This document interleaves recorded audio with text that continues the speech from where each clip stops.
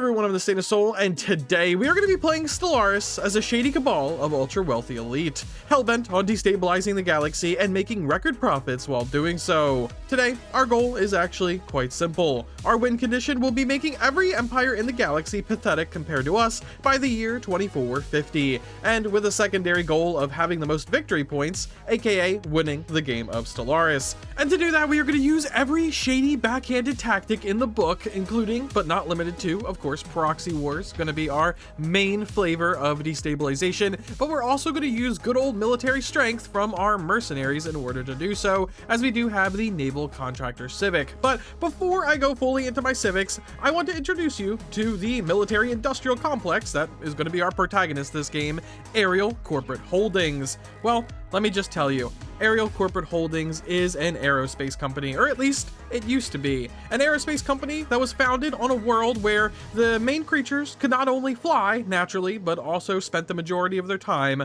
underground. Needless to say, there was not much competition for the flying machine market back when we were established, but by the time the Bat people realized the potential of controlling the skies above their caves, and of course the space eventually above their caves, it was already way too late. Aerial Corporate Holdings held a monopoly on air and space travel and maintains that monopoly till this very day. Today, Aerial Corporate Holdings is much more than just an aerospace company. Through centuries of corporate buyouts, it has become the parent company for the majority of that industry, both military and civilian.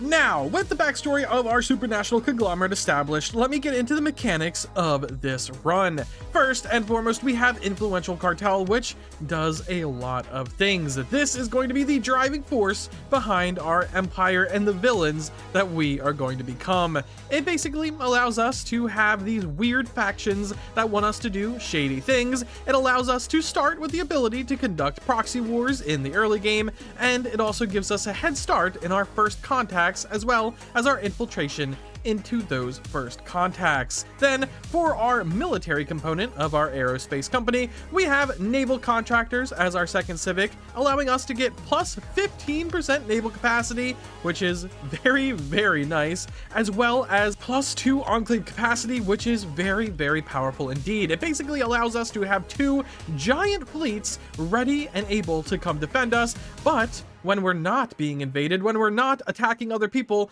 well, they just sit there and not only don't cost us money, but they actually add us money. They are technically their own private business that pays dividends to us. So yeah, we can basically have 2 giant military forces sitting there waiting for us to call them in, and while they're not called in, they just make us money instead of costing us money to keep them at our docks. It's an absolutely brilliant business strategy, let me tell you. We're also xenophiles, we don't discriminate, and fanatic militarists. Well, we are an aerospace military industrial complex after all. What did you expect? And then looking at our bat species here, we are organic. We are also cave dwellers, which means a couple things. One, we have a minimum species habitability of 50%.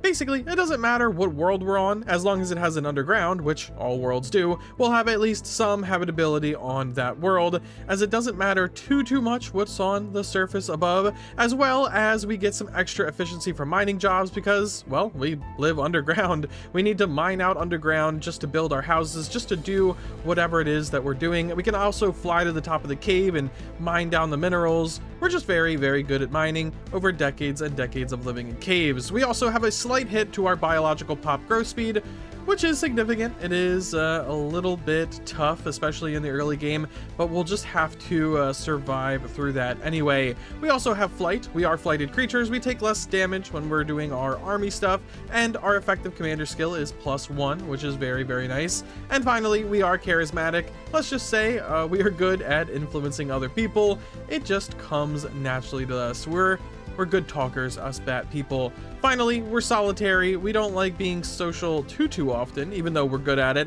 And we are also deviants. Apparently, not everybody agrees with the ruling structure of our world. I mean, I don't know why they would disagree. We live in such a glorious, great society controlled by such a lovely and caring corporation. I don't see what there is to be deviant about. I'm not exactly sure, but as you can see, our origin is obviously subterranean, which gives us a bunch of different bonuses. One, our orbital bombardment damage is way less, so if we ever piss anyone off in the galaxy enough that they actually come attack us instead of the people we're trying to start proxy wars with them about, well, I guess we'll also be able to live out some of the bombardment in our caves below our worlds. We also get +2 districts, +2 max districts on all of our worlds, which is just amazing. Since we're playing corporate, we're trying to play tall, so we're not going to have too many planets, and those planets that we do have are going to be a little bit better. So that is very good, and we get housing for mining districts as well. If we're mining, we're just going to turn that into housing right after. It's all very nice. And then going into our settings, we are of course playing on Admiral difficulty like always, with a spiral 2-armed medium galaxy. We're also having 12 AI empires here to manipulate and overtake throughout the game.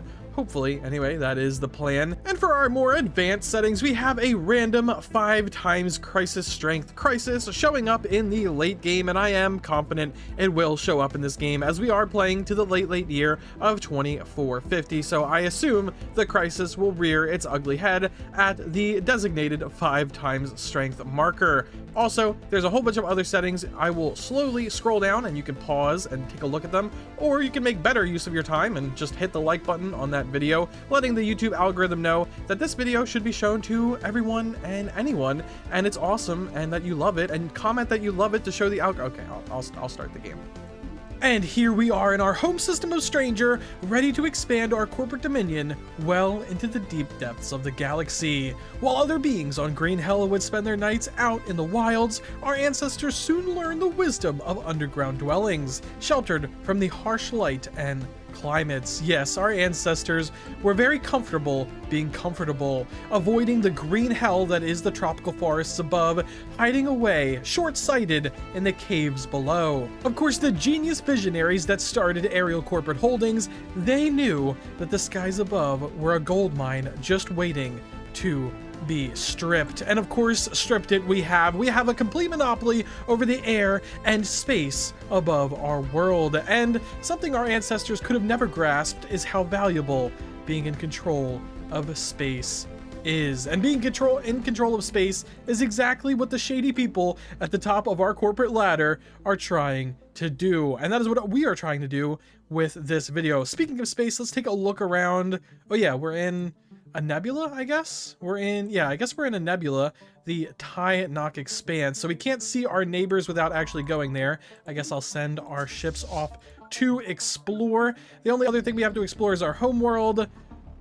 18 size, not bad, but also fairly boring. Only a civilian industries. Well, while our planet may be boring, I can't complain about our start. We are starting off very positive on pretty much all of our resources, as well as doing decent in tech and all of that other stuff. We also started in contact with 2 random empires because we do have the Influential Cartel trait. Yeah, we start in first contact with 2 neighboring empires. We will be investigating them, and of course we will be using every scummy tactic in the book to surpass them on the galactic stage. Let's go ahead and unpause.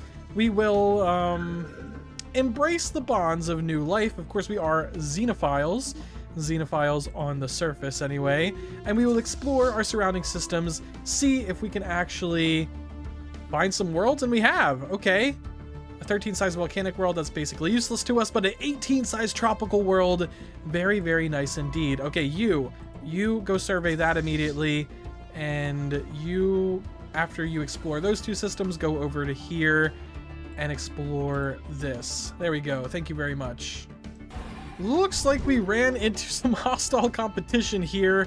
A very powerful fleet of aliens that have definitely, kicked our butt. 14k, definitely not something we can compete with, and we have lost 1 out of 3 of our corvettes in that. I mean, honestly, it could have been worse. We could have lost our admiral.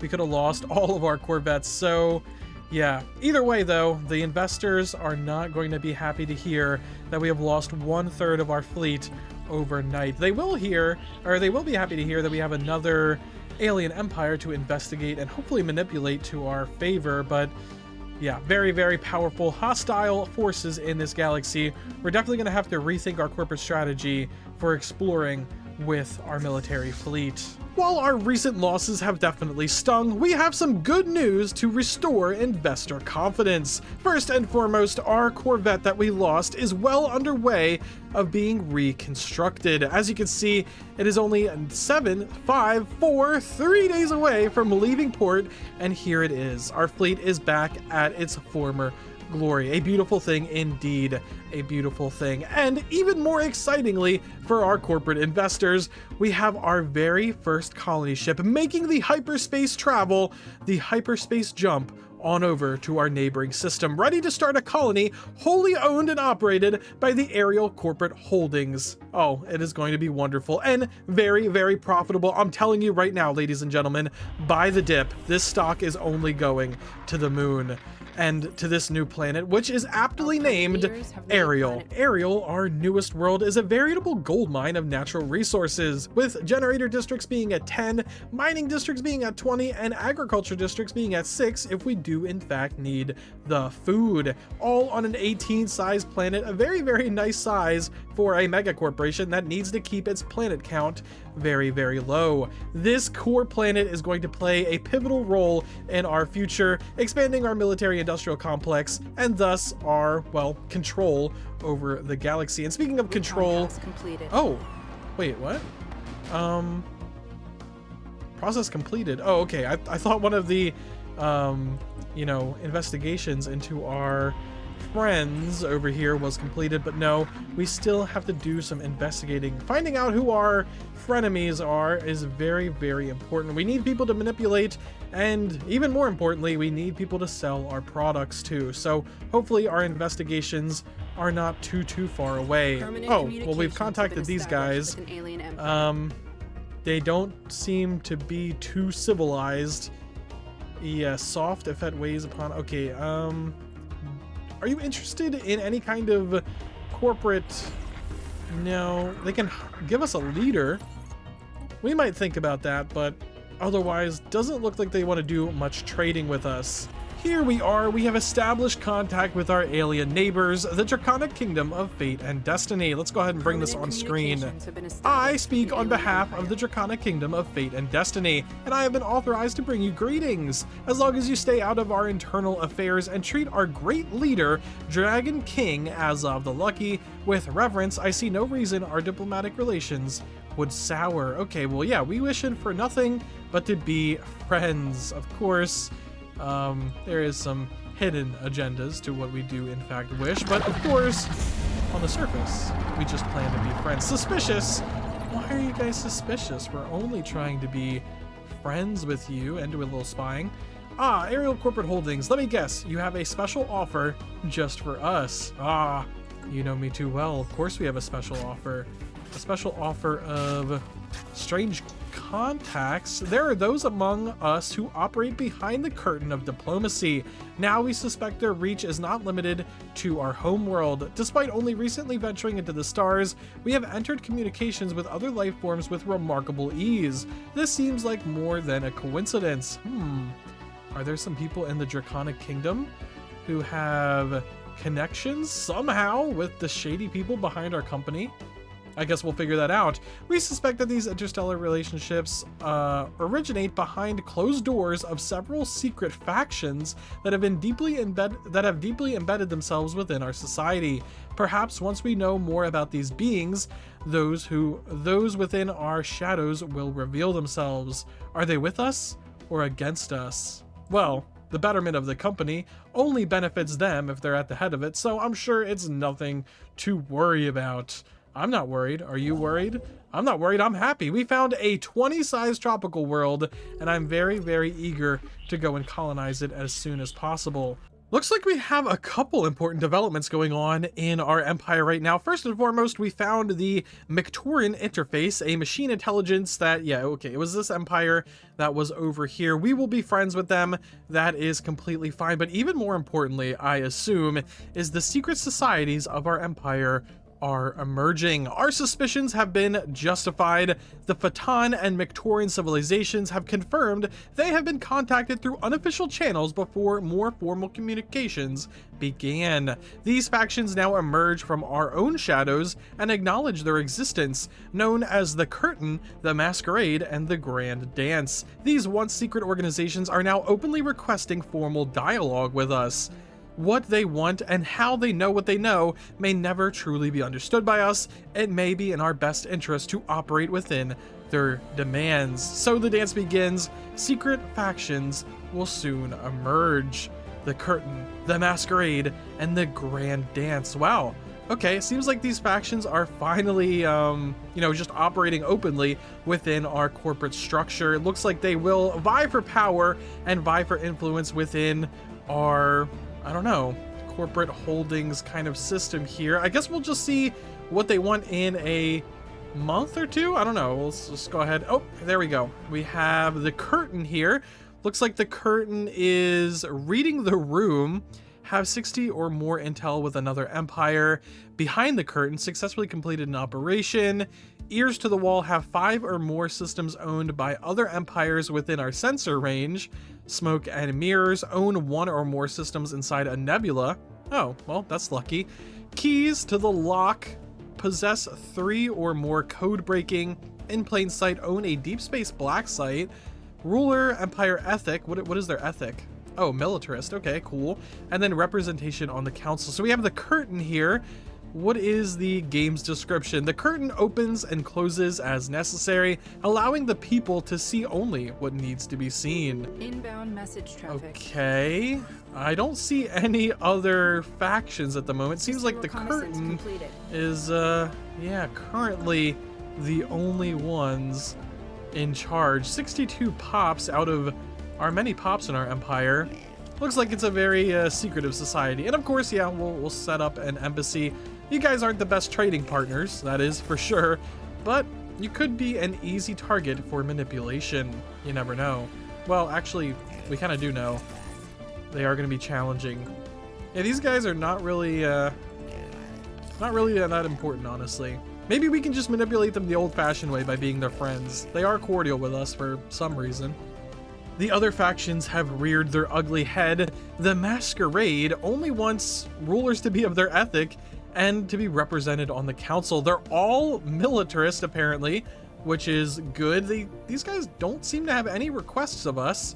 What is their goal? The Masquerade sits center stage in the Galactic Theater. The spotlight shines the brightest on their performance while darker works unfold behind the scenes. Okay, these guys are so mysterious, they're not even asking anything of us at the moment. At least they approve. And then we have the Grand Dance. Promenade, okay, they want to have positive relations or better with another empire. We should have that. I mean, we have that with the robots, right? Aren't we friends with a robot? Okay, whatever. Playing both sides, they want us to provoke a proxy war, which we definitely will. All-seeing eye, have an active sensor link with another empire. An innocent prank, executed the Spark diplomatic incident operation in the last 5 years. Okay. Whispers in the dark, have at least 2 envoys harming or improving relations with foreign nations. Okay, we can definitely do that as well. And the right of choice, influence the election of a ruler within the last 10 years. Interesting. Okay, well, we're currently failing on all fronts. I thought we had positive relations, but I guess not. We'll send an envoy to these guys. Complete. Okay, these guys are now at least happy that we're, interfering with other empires. And we have colonized our second planet of leverage. Very, very nice. We'll set up a wonderful medical center for amenities and for that sweet, sweet population growth. Looks like we found some Pi aliens, a Has-Buzon syndicate. Let's put them on screen. A criminal syndicate of ruthless capitalists.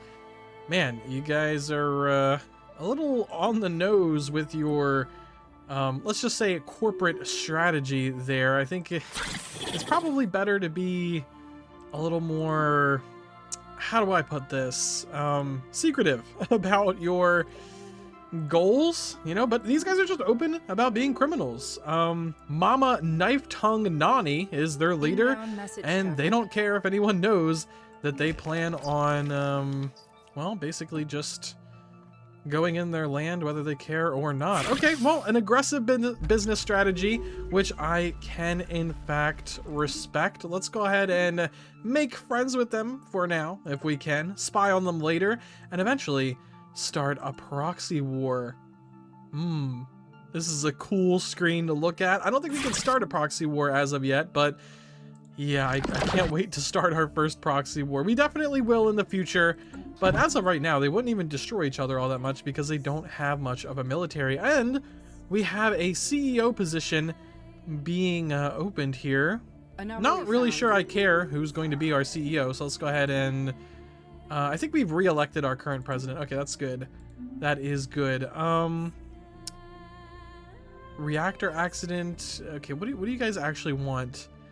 Perhaps you want us to be... Okay, I think they're offering to fight for us. I don't want to. Oh, wait. Are these different raiders? These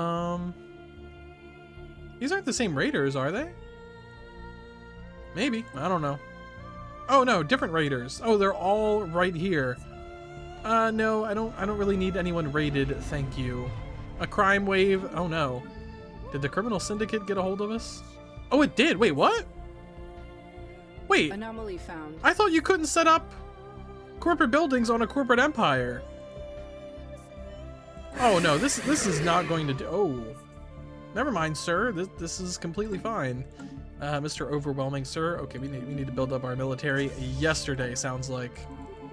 Well, they have declared us rivals, and I couldn't agree more. You guys definitely need to go. You are interfering very heavily with our corporate strategy, and as soon as we get a fleet power good enough, I do think that we will simply go in and deal with them the old-fashioned way. We'll probably do a liberation war, and with that liberation war, turn these guys into a more, how do I put this? A more tangible corporate partner. Yes, that is how we'll put this. But we do need to defeat them, and maybe starting a proxy war would actually be kind of good to weaken them, although we don't have many friends in this galaxy. These guys, maybe. A defensive pact. Could I invite them to a war with these guys? That would be nice. They don't really want to, because they have no interest in taking any war goals against them, and their forces are not sufficiently built up. Okay, that's fair. That's fair. We're just probably gonna have to do it on our own eventually. We have been implicated in a plot. It looks like we're not the only people plotting in this galaxy, which is fine. I'm definitely open to some competition, and it just seems like they've damaged our relationship with the syndicate over here, which yeah, our reputation is already not good at all, so it doesn't really matter too much to us. The only weird thing is that they've accused us of spying, but our own spies protest that the allegation is baseless. So we are spying on them, but they haven't actually caught us yet. Someone, either them or a third party, is accusing us of doing the thing that we are definitely doing, but they haven't caught us for.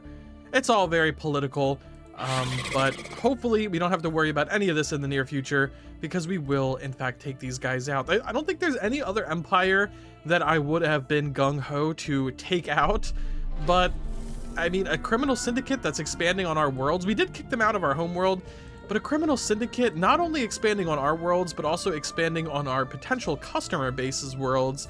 Well, I just can't really let that stand. Okay, I'm assuming that these guys have already been...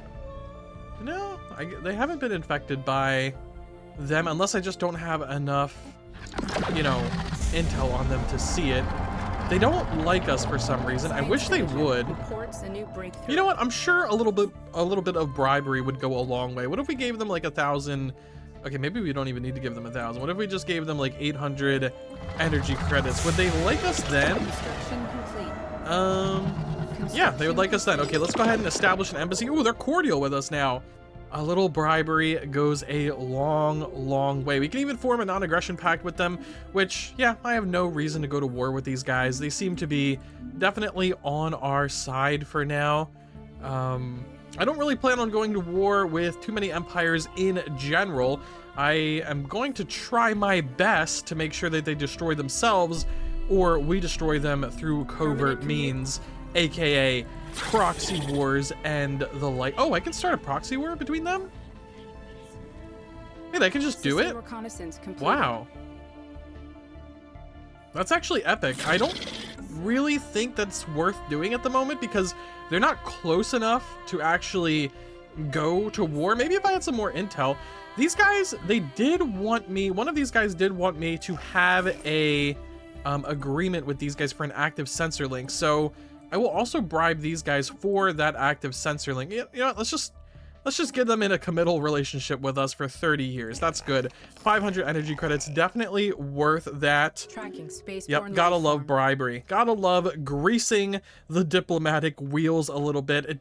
It does seem that, yes, in fact, they would not really be able to get to the syndicate, not in any timely manner anyway. So starting a proxy war as of right now is not all that great. Looks like the syndicate is getting ready to declare war on us, which we did, of course, expect eventually. I didn't expect it yet, but I don't know. Are they still superior to us? Let's see. Yeah, they're still superior to us, so we definitely need to go all in on expanding our fleet, even with the purchase of some, yeah, alloys potentially. There we go. Our one neighbors seem to be getting ready to go to war with us very, very eminently with 3,500 fleet power. Definitely not something that we can take on, but luckily our other neighbor is here to rescue us. They want to form a defensive pact with us, which we will, of course, accept. A migration treaty, not so much. We also have a commercial pact with them that I signed earlier this year, so that's good. We can't actually build a building, but I have established a corporate headquarters thing there. They also want a, yeah, research agreement, which they'll give us more research. Let's go. Please accept the defensive pact very, very soon. Come on. Oh, we have the defensive pact. Okay, there we go. Yes, we do have the defensive pact. Are they still preparing to go to war with us? I mean, that's an interesting choice on their front. We do have 2,000 fleet power with another 1,000 fleet power with our station here, and them only having 3,300. That would be kind of risky, especially with our second gun battery being built. And enemy offensive action imminent. This is not oh wow. Well, I kind of wanted a regime change with this war. I'm not sure. Is it too late to change our policy? Let's go ahead and go into government here. Can we... unrestricted wars, liberation wars. Can we now... Okay, it went away. Oh, we can. We can impose our ideology. Okay, let's go ahead and do that for now. So even if we do not fully win the war, we will be able to at least liberate some of the planets. And if we do fully win the war, there will be no more syndicate. It will be a much friendlier nation to us, and hopefully one that is willing to be our vassal, or at least very heavily manipulated by us in the future. Oh wow. Here is the very first battle that we have in space. I guess it's the second. We ran into marauders at the very beginning of the game, but I digress. Let's go ahead and watch this go down. I do have some confidence that we will be able to win this, especially with our station. Okay, both of our nuclear missiles are going out. Oh, we're taking some fire here. We definitely need to get them within range of our station. Ooh, looks like, is our station firing upon them? Okay, our station is firing on the enemy, but it looks like we're taking maybe a little bit more losses than them. No, fire is definitely being returned from the station. We are also receiving some losses. We don't need to win this battle handedly. We just need to hold on here. that would be the most ideal scenario. Okay, a few more of us are retreating. Not seeing many of them retreating, unfortunately. We just need to win this battle to stall out this war for the draconic people to come and join us. Okay, it's looking a little bit more even, honestly. A little bit more even. I think I just saw one of them jump out again. A new enemy fleet. Okay, a lot of the missiles are going towards the station, and I heard something. Okay, looks like they are in fact winning again. It's a little less even now. Oh man, this is intense actually. I'm not sure we're gonna win this. I mean, do we want to pull back the veil for a second? Let's pull back the veil and see. Okay, our station is basically completely repaired. Our fleet has definitely taken more damage than theirs, but it's looking like we are probably going to win this, just knowing that our station is in such high repairs. Looks like our fleet is going to be completely decimated though. Looks like we are going to have our entire fleet be retreated here very, very soon, but I just don't see them taking the station after that. Okay, there's a little squadron of our ships, maybe 2-3 squadrons of theirs. There's another one of theirs down.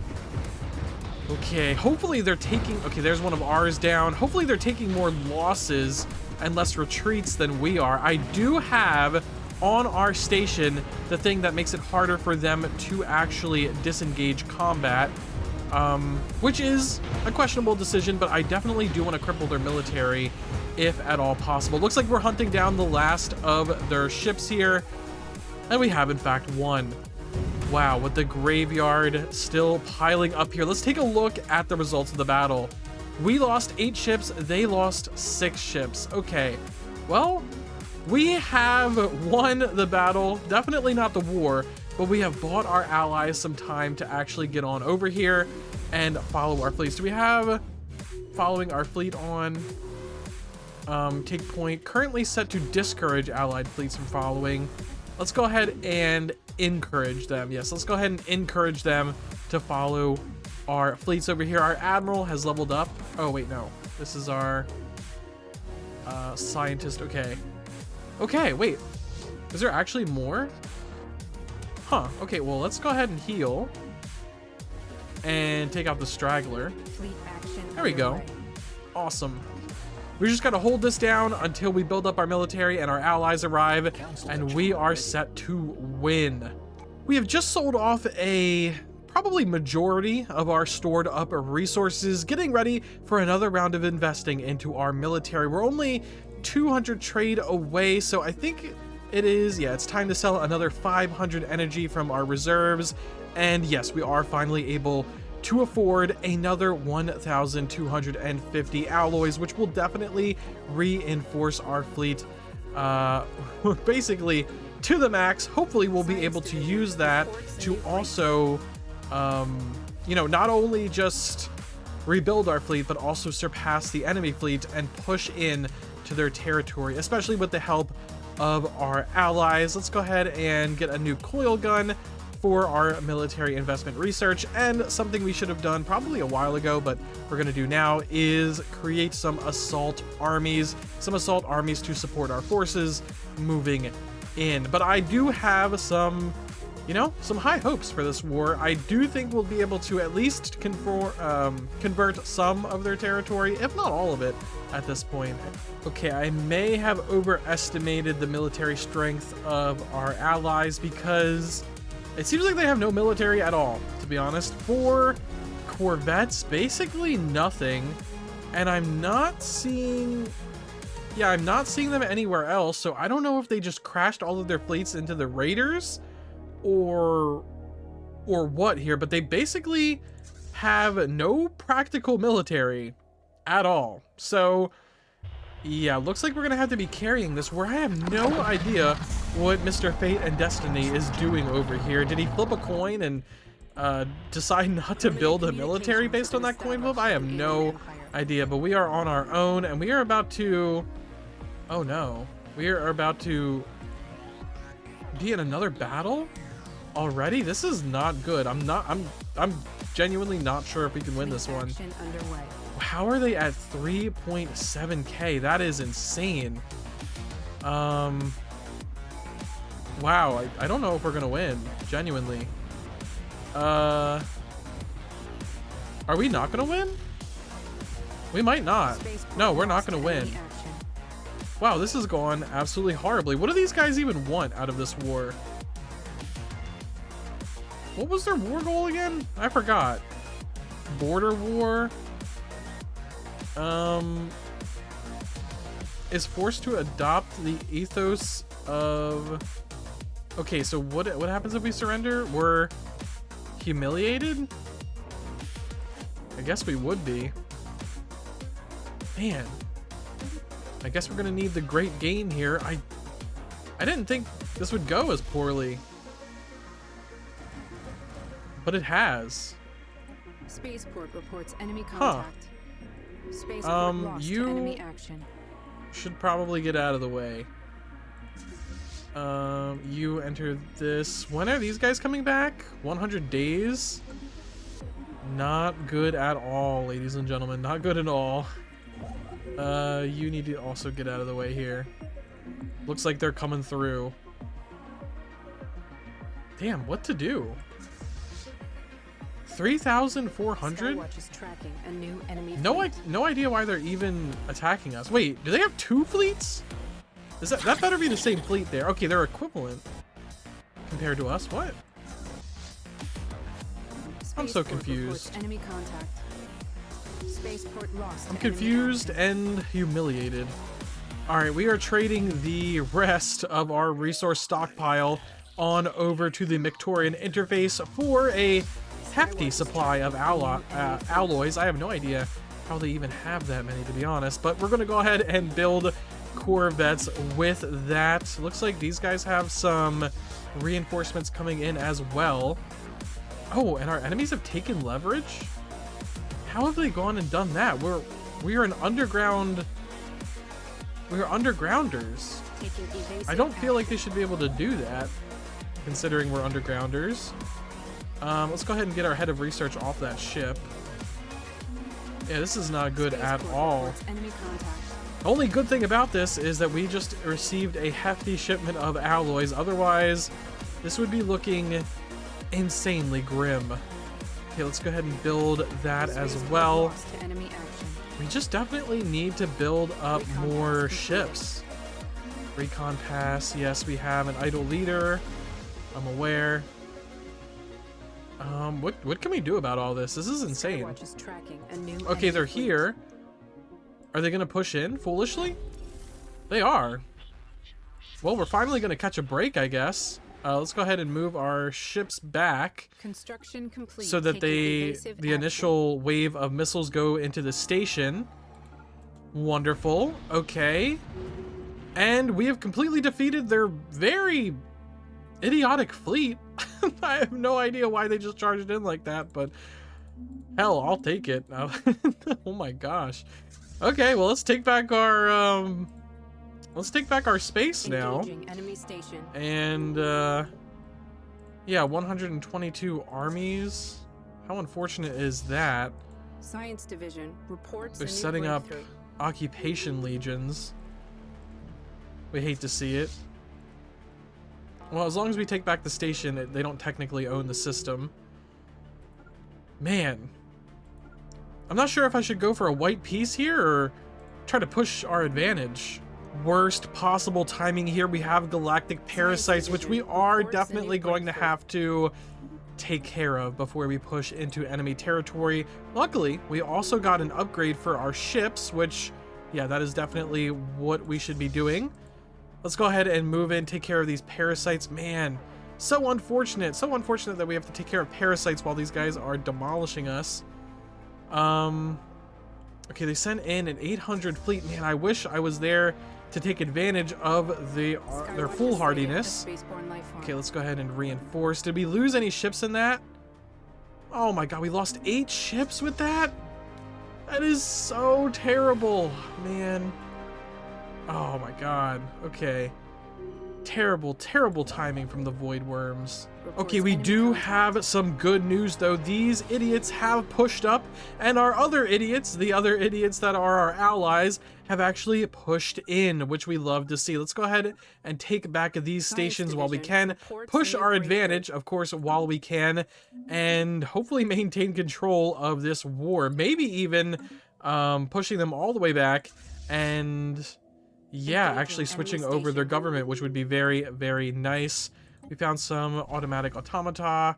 We're building up our armies. Yes, very, very good. We need to retake our planet, and then we need to start taking their planets, if possible.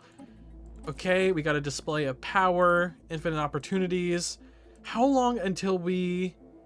122 months. Wow, that is way too many months.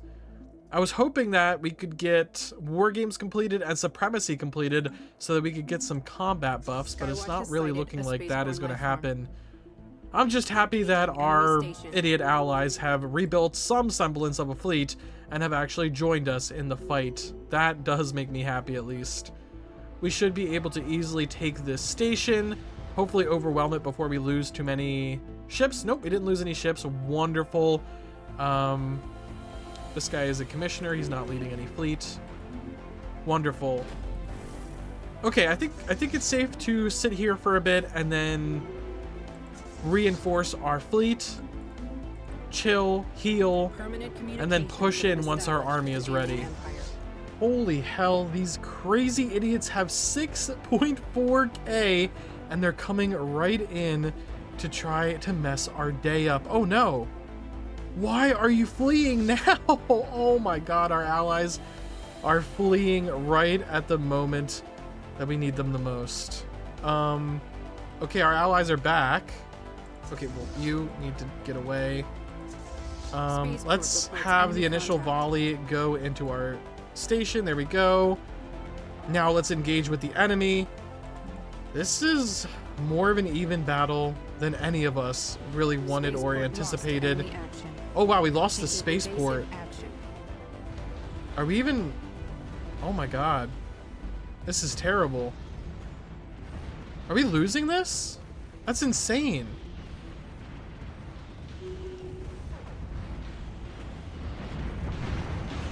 Holy crap.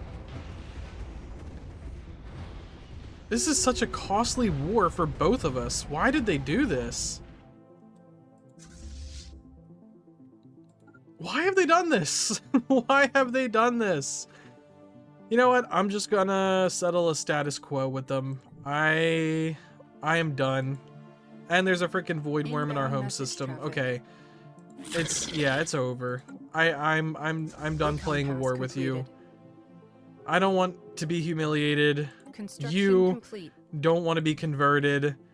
Obviously, things need to change around this galaxy here. Oh, and our head researcher just took the position of leader.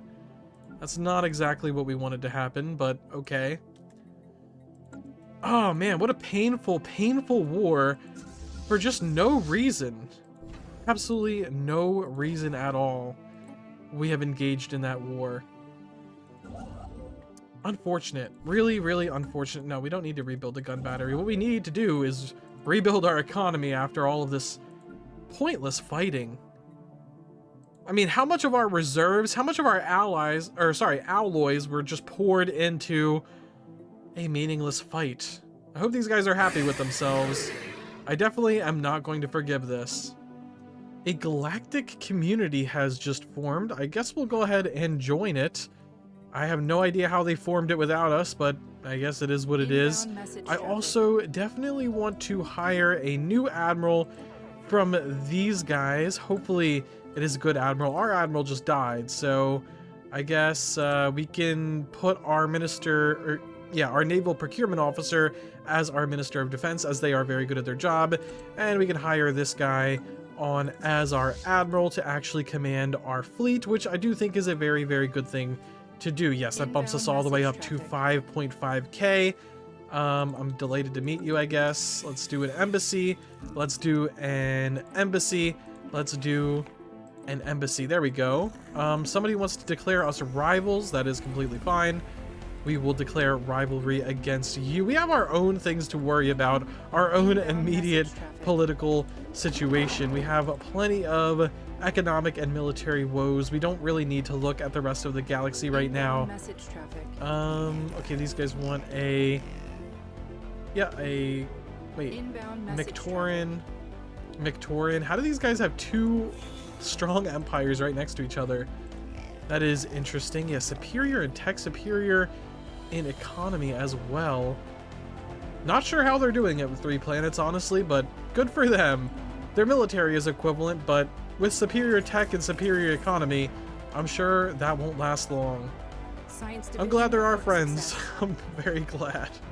We have just invented a new type of ship, which I am very, very eager to build a brand new fleet out of. Let's go ahead and build a new fleet of these new cruiser ships, which we will probably, I guess we'll keep that and keep that. We definitely want them to be fast. We want them to hit hard. Let's go ahead and add some lasers to the design as well to make sure that we're not only damaging their shields. We definitely want to damage their hull and armor as well. I think that's a pretty decent design right there. All right, let's go ahead and commit to making this design. We definitely want to make a good amount of them so that we can divest from our current investments. And if you don't understand what I'm talking about, you will very, very soon. I do want to divest of our corvettes and fully invest in destroyers. It is time for probably the most significant investment into our military that we have had yet.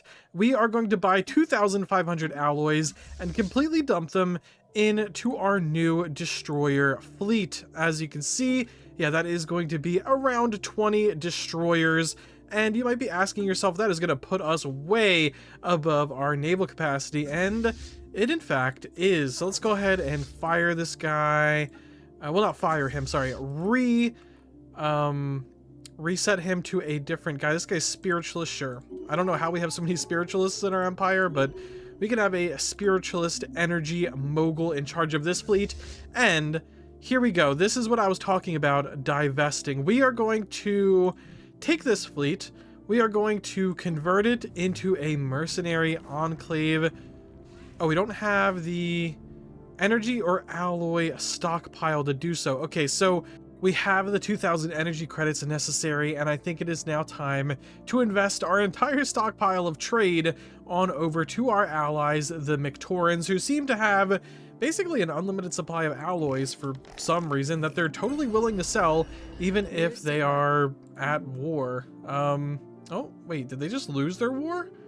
Not sure you should be selling me your alloys if you just lost your war, but I will definitely take it. And yes, now we will be able to make this a mercenary enclave. I'm perfectly fine with them having a base set up in the middle of our space. Let's go ahead and rent that fleet immediately. We definitely want to rent that fleet. And then, okay, well, let's just go ahead and see what that changes within our empire. Okay, looks like we are under naval capacity. We're doing a lot better in basically everything now. And we've inherited this guy. I guess he can be a fleet organizer and an engineer. There we go. Wonderful. Okay, now we'll also get some bonuses from having the mercenary enclave. Absolutely wonderful. What is it called? The Bastion Stormlords. Okay. And we also want to, as your patron, share our technology with you, which you already have our technology. That's basically just a free 1,000 energy credits, and we want to help you field a bigger fleet, which will give you back the energy credits and a little bit of alloys to make a lot of fleet. Do we want anything else? We could also get some logistical solutions from them, but we don't particularly need it right now, so I am completely fine not doing that. So now we can go ahead and reinforce our destroyer fleet that we actually own directly. We have completely divested ourselves from the corvettes, and as soon as we build up our destroyer fleet to a nice thing, we don't even need to rent out our old corvettes from these guys. It's all a very, very complicated but beneficial business model. Trust me. Are we... Okay, yeah, these guys are in fact inferior to us now. They're only going to get more inferior as the time goes on. Oh, our CEO has died. We'll name a landmark in their honor. Yes, they're only going to get more inferior as the time goes on, and our mercenaries build up their fleets. Oh yes, they're already at 7.2k. As you can clearly see, it is much better giving our military to a private entity that is obviously still under our control, and building up our own well, I guess also private fleet. It's very good, and hopefully we will dwarf our old rivals here. We can even start a proxy war with them if we wanted to, which would be very nice. Starting a proxy war with our own ally, which drags them into the war and also makes it so that their defensive pact partner, because if I attack them directly, they already have a defensive pact. Oh, it's just very, very nice, because if they declare a proxy war against our friend, then we will be dragged into the war, and yeah, it'll be awesome. Oh wait, no, the attackers, no, the defender, no, we want you, yeah, we want the defenders to be these guys, and we want the attackers to be, oh wait, why can't I get the 60 spy network? Okay, that changes things. But I could get the Mictorian interface to declare war against... No, that's not very useful. Okay, we need more of a spy network, which means we need some assets. Okay, let's go ahead and grab some assets. We have plenty of influence to do so. Our investments have paid off. Through some strategic business decisions, we have convinced private investors to completely fund the refurbishment of this fleet, and, well, it is a grand fleet indeed. It is 11,000 fleet power, which we are going to leverage, as one of our planets is aptly named. We are going to leverage for the interest of our business. First and foremost, I want to convince these guys to have a more synergistic plan with our empire. I do want a subsidiary. I think that would be best for everyone. A Scalorium, a Prospectorium would also be kind of cool, but okay, they don't want to be that subject type. They don't want to be... Okay, they don't want to be the other subject type, so we will go ahead and do independent voting. I really don't care if you vote. You can expand. That is not a problem to me. I definitely want a little bit of tax on your advanced resources. That would be very good. Your research, I would also like to tax. I would also like some corporate holdings. We could do some United Sensors. Okay, they don't like the research tax, which is fair. Okay, we'll do, yeah, 3 corporate holdings, some United Sensors, defensive packs all around, and independent diplomacy and expansion permitted. That is completely fine with me, and boom. We have plenty of influence to make it happen. Let's sign the deal.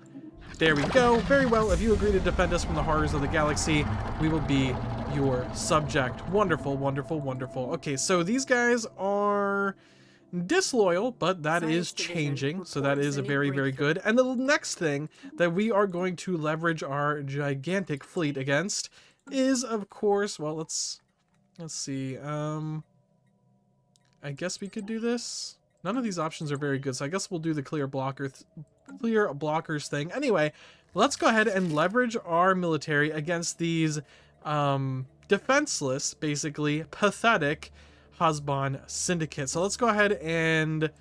Oh, we can make them our subsidiary? Huh. Well, I wanted to impose my ideology with them, but making them our subsidiary is also quite tempting. Very, very tempting. If we impose our ideology, they'll probably become our subject anyway. This is tempting, though. I suppose we could make them a subsidiary. Do we really want a criminal syndicate under us? Having their tendrils and everyone, including us, making us have to, you know, kick them out every so often with law and order?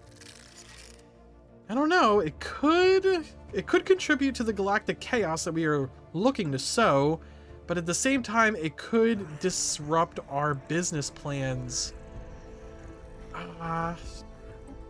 Do these guys have syndicate holdings on them? It's tempting to subjugate them, but I do think the better option long term is to impose our ideology and do a regime change. So let's go ahead and do that. Let's go ahead and impose our ideology. I do think once the cooldown goes down, they will be very happy to be our subject. Let's go ahead and get our fleet on over. I was so confident in us winning this war that I didn't even have our ships leave port before I declared this war. Just them being pathetic compared to us and having the rapid deployment war doctrine, which we do in fact have. I think that'll be more than enough for us to close this out. Let's go ahead and get our fleet of army ships to follow these guys. And yeah, oh, we also have a new asset, which is very, very good. I wonder if through the regime change, we also keep our spy network. I hope so. It would only make sense. And with the imminent neutralization of their forces, we will have achieved another objective, which is really not having much of a threat on our front door. Okay, let's go ahead and take out their military. Oh, that is absolutely beautiful. Push in further. We'll not have a threat at our front door. These guys are our best friends. They are in charge of these guys who used to hate us, but are now basically just a subject of our friends. So they're no longer, well, they don't really have a choice whether to hate us or not. Of course, we've subjugated these guys, and with these guys as our friends as well, as you can see, there will be no one left to imminently threaten us. So now we will be able to work through the shadows to destabilize other foreign countries while also being safe at home. A American dream, I will say. Both ground and air objectives are being achieved, and I do think the regime is close to collapse. Let's go ahead and bomb this homeworld, and these criminals will be packing up their bags and getting ready to be a harmless little trading outpost, basically, for our empire. A wonderful day indeed. Liberation for the Syndicate people, no longer having to live under their oppressive criminal regime. They will definitely be thanking us. I haven't heard any thank yous yet, but I'm sure they'll thank us. And it just so happens that well, all of these charitable actions that I'm currently doing are very, very helpful for our economy and regional stability. So let's go ahead and go back to bombing that world. Wonderful. Have we taken that world? Yes, let's go ahead and take this world as well. How close are they to surrendering? Oh, they are very, very close. Not even sure we'll need to take their capital. I think taking everything else, well, we'll show them the writing on the wall. Yep, they're done. They're done. Us bombing their capital while having taken every other city in their empire has done the trick. Let's go ahead and impose our ideology upon them. And there we go. So now they are a military junta of merchant guilds. Let's go ahead and immediately form a research agreement. Let's go ahead and immediately sign that defense pact, and of course a commercial pact as well. Obviously no need for a migration treaty as of yet. Not sure that is 100% necessary, but let's go ahead and set up a new wonderful business on their world. Oh, everybody's happy. They're happy. I'm happy. Everyone's happy. Everybody wins in this deal. And now I don't even have to renew our contract for our mercenaries, and we will be completely fine. Let's go ahead and return our fleets to our home station and celebrate this glorious victory. A victory not only for us, but for the wonderful people of the Syndicate who, are under new, less criminal management. You're welcome, guys. Now, you might be saying to yourself, Soul, you're the aggressor here. Okay, the people of that country, they liked their criminal regime. Okay, well, I didn't like it.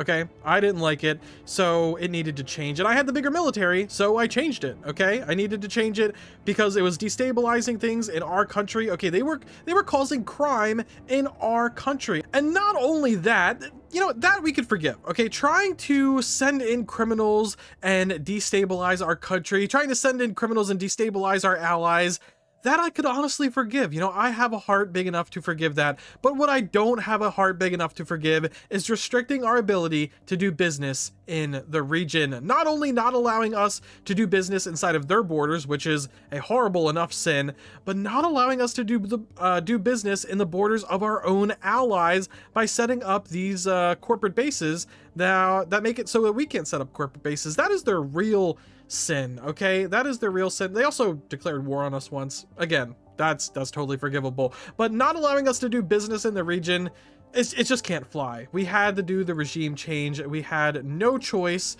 and we're already setting up a private military industry on their home world, their wonderful home world. Now, with the very freedom-oriented military council that is there. Wonderful. And hopefully as soon as 10 years goes by, we can propose subjugation to them and they will accept. Hopefully. Oh, and we kept our spy network. Wonderful. Oof. In a move great for galactic stability, which means bad for us, the Mictoran have joined a larger federation of allied associated nations.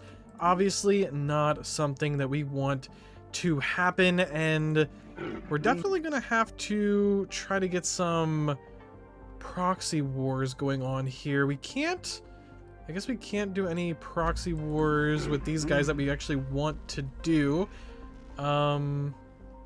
Ooh, okay. Wait, our operatives, evidence that the Mictorian. Okay, I mean, do we really need the unity that bad that we're willing to risk our relationship with the Mictoran? I don't think that we're going to do that. I think someone is just playing a game with us. Even if they are plotting against us, the Mictoran. Oh, well, they don't like us anyway. Special project complete. Well, that's not good. That is definitely not good. Okay, the Mictoran are kind of a threat, not militarily, but to everything being pathetic compared to us. Of course, our win condition. Yeah, these guys are equivalent, and it doesn't look like they're becoming any less equivalent anytime soon. So we need to do some more infiltrating. We need to make sure that we have some powerful... Ooh, okay. I don't think the foreign empire is very easy to infiltrate, but these guys seem to be easy to infiltrate and powerful. And they have a defensive pact with the Reforin anyway. So let's go ahead and get these guys under our thumb.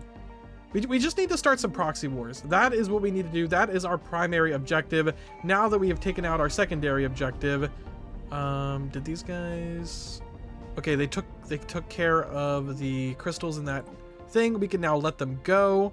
Wonderful. Resources from jobs is definitely good. Now, our military is far less powerful, but as you can see, oh yeah, our economy is absolutely soaring. I don't think anyone is actually going to leverage their superior fleet against us anytime soon, so I hope we're good. Yeah, I hope we're good. We took care of the threat. We've neutralized it. And now I think we can coast by having a slightly smaller military than normal for very increased profit margins. We are so profitable, we have barely enough things to spend our wonderful resources on. Of course, many of them I just sell to get more money, and then I use that money to buy more alloys, and then I use those alloys to buy more ships, which we will turn into more mercenary enclaves. These corvettes that I'm currently building are meant to be mercenary enclave corvettes. I'm going to build a new enclave. Having a 8.6k fleet is fine for me as of the moment. I'm perfectly happy building up some mercenary enclaves to call upon whenever necessary, rather than always hold the fleets at port. That is our game plan. Either way, we have some big news here. We have some big news. Our first of 3 tropical worlds, or sorry, soon to be tropical worlds, have been terraformed, and we are now going to colonize it, which is absolutely wonderful. I'll rename that later to a more corporate sounding name, but yes, that is our game plan for the moment. We are honestly not all that powerful when it comes to the galactic stage. As you can see, looking at a list of the most powerful empires in the galaxy, we are squarely in the middle. Unfortunately, we are squarely in the middle, which is not a place we want to be. These guys are superior to us, but all of them need to be pathetic compared to us, and we need to win the game. Those are our terms. So yeah, hopefully we will be able to knock them down a peg. A lot of them are already going to war with each other, devastating each other, and also ooh, yeah, okay, well, these guys may have been devastated a little bit too much. These guys are probably the top dog in the galaxy, and they're not only part of the Federation, but also, yeah, they have been successful in their wars abroad. Not exactly sure how we're supposed to knock them off the throne. We need another powerful block, like maybe the one over here, to do the job, but even then, it is going to be tough. Yeah, these guys have a nice military. I mean, we could start a proxy war. What does a proxy war even do again? Let's go ahead and take a look. A proxy war, a war is waged from hostile rumors and hidden whispers. Upon victory, the attacker gains control of any claimed system and generates 33% less threat for each conquered system. And then Victorians' trust towards the aerial corporate holdings changes by a -30. Okay, so their trust goes down of us, which is kind of fair. We could also get these guys or these guys to declare war. Should I send the Federation into a crash course with these guys? I'm not exactly sure. I think the Federation will just win, but at the very least, it'll be, you know, a knock on their power. They will have to send some military resources in to take care of it. I mean, why not? We came here to start proxy wars, and that is what we're going to do. I think I'm happier losing some friendliness with these guys. Let's go ahead and do a war of ideology, a proxy war. Okay, so a war of ideology will make their trust go down less. Sure, let's go ahead and do a war of ideology. There we go. Okay, so did they do the war? I don't see a war going on. Okay, there we are. Oh, I got an achievement. While playing with the secret society civics, have 5 or more... Wait, what did that say? Have 5 or more empires in a proxy war simultaneously. Yeah, we brought the whole Federation into this war. We have all of these guys and their vassals in this war. It is a wonderful, wonderful time. Let's go ahead and take a look at the map mode that really allows us to see the scale of this war. So let's go ahead and click on these guys and... oh, wow. I didn't even know these guys up here were involved. I guess they have an alliance with the people we just made them declare war on. Yeah, they do have an alliance. And not only do they have an alliance, of course, this guy has all of their vassals. Wow.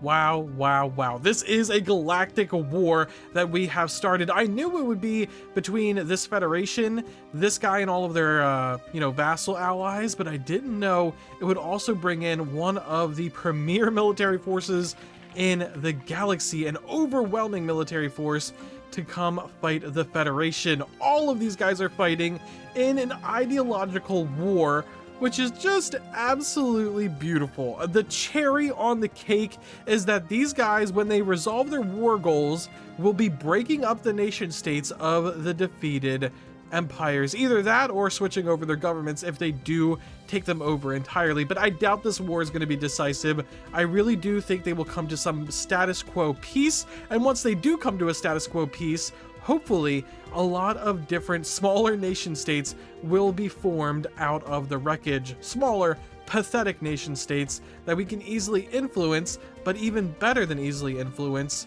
turn these larger, more powerful nation states into smaller ones that are, again, pathetic. Oh my gosh, it's brilliant. It's wonderful. I can't wait for the results of this war. And honestly, even if the war has no results, even if they do a true status quo, it is beautiful anyway. All of this warfare is definitely going to slow down their economies and make them reconsider spending their alloys expanding or doing other things instead of, well, entertaining this galactic war. Oh man, you know what? We need a sensor link. Who closed their border to us? You guys? Well, it is what it is. Okay, you guys, I know that we just took a little bit of hit to our trust, but I really do want an active sensor link. I want to see what's going on in this chaos, this carnage that I have caused. You guys don't want energy credits. That is fair and valid. You don't need minerals either. Neither do I. Okay, you'll take some trade. I mean, I need trade, but I guess I'll trade you 700 trade to see what's going on with this war. Oh yes, that's the good stuff. Okay, if there's any significant updates, I will keep you posted, but as of right now, it looks like they're just jockeying into position, which is to be expected of this early war phase. And the beautiful thing about all of this is, while all the other nations of the galaxy are engaged in their pointless war, focusing on that, we can boost our domestic production at home. I think I'm going to go into this system over here. Maybe we should have our next mercenary enclave set up on this system, or maybe this system. I'm not exactly sure what system I want to set up our mercenary enclave on. You know what? Why not? One jump away from our home system, and this system that's not probably going to be used for much else, considering it has 2 stars. Not very good for a mega structure. So there we go. We've set up a fleet of not very good corvettes, but just enough corvettes to start a new mercenary enclave, which we will of course immediately share our technology with. And as soon as we can, I guess we could buy some, we could buy some alloys to actually give them to bolster their fleet. Wonderful. So yes, now they have control of that fleet over there. Absolutely wonderful indeed. I do hope that they enjoy that, build it up, and actually make it a formidable force that we can call upon when the need is right. But until then, we have just divested from all of those useless corvettes. We have well under our naval capacity. We are producing well above our necessary requirements for energy credits and alloys while they take care of our ships for us. Oh, it's absolutely wonderful. And even more wonderful, our worlds are also done terraforming. This one will have to be colonized. I definitely want this one to be done terraforming, but where was the other one? We have this one done colonizing, or terraforming. We have this one done terraforming. I don't really want to expand all the way out into here. Okay, yeah, okay, so we're expanding onto these 2 planets, and then in 1500 days, we'll expand onto this planet as well. Absolutely beautiful. Our unwitting pawns have made some progress in their galactic campaign of our choosing. It seems like these guys, who I know are the most premier military force in the galaxy, are decimating the poor Federation. And now they're on the Galactic Council. Yeah, these guys, they all think they're in charge, but we all know who's really in charge. We know who's really in charge, and that is the person who can force these giant empires who think they're in charge into wars against enemies of our choosing. I mean, if I can force you into war, who's really in charge here, buddy? Okay. On the flip side, over in this sector of the galaxy, it looks like the Federation is gaining ground on these guys, so I do wonder how they're doing that. Oh, there's a raiding fleet raiding these guys. That definitely is probably helping. Yeah, it looks like the Federation and the Mictoran are winning their war slightly over here, but up in the north, they're getting decimated by the combined forces of the Mechrozan Corporate Union and the Galactic Empire up here. The very, very scary Galactic Empire. As much as I definitely do like dragging them into wars, I am very scared of actually making an enemy out of them. As you can clearly see, they are quite the powerful foe. Can I subjugate these guys yet? I would like to know that. Okay, it looks like I can subjugate them, but they still have the recently liberated thing. Okay, yeah, we need to get rid of the recently liberated thing. We can subjugate these guys and start setting up a defensive block over here. How are our allies over here doing? 4,900, Our pioneers, you know, fleet power. It's not nothing. It's not nothing. I do appreciate their efforts in expanding. They're even building. A grand archive.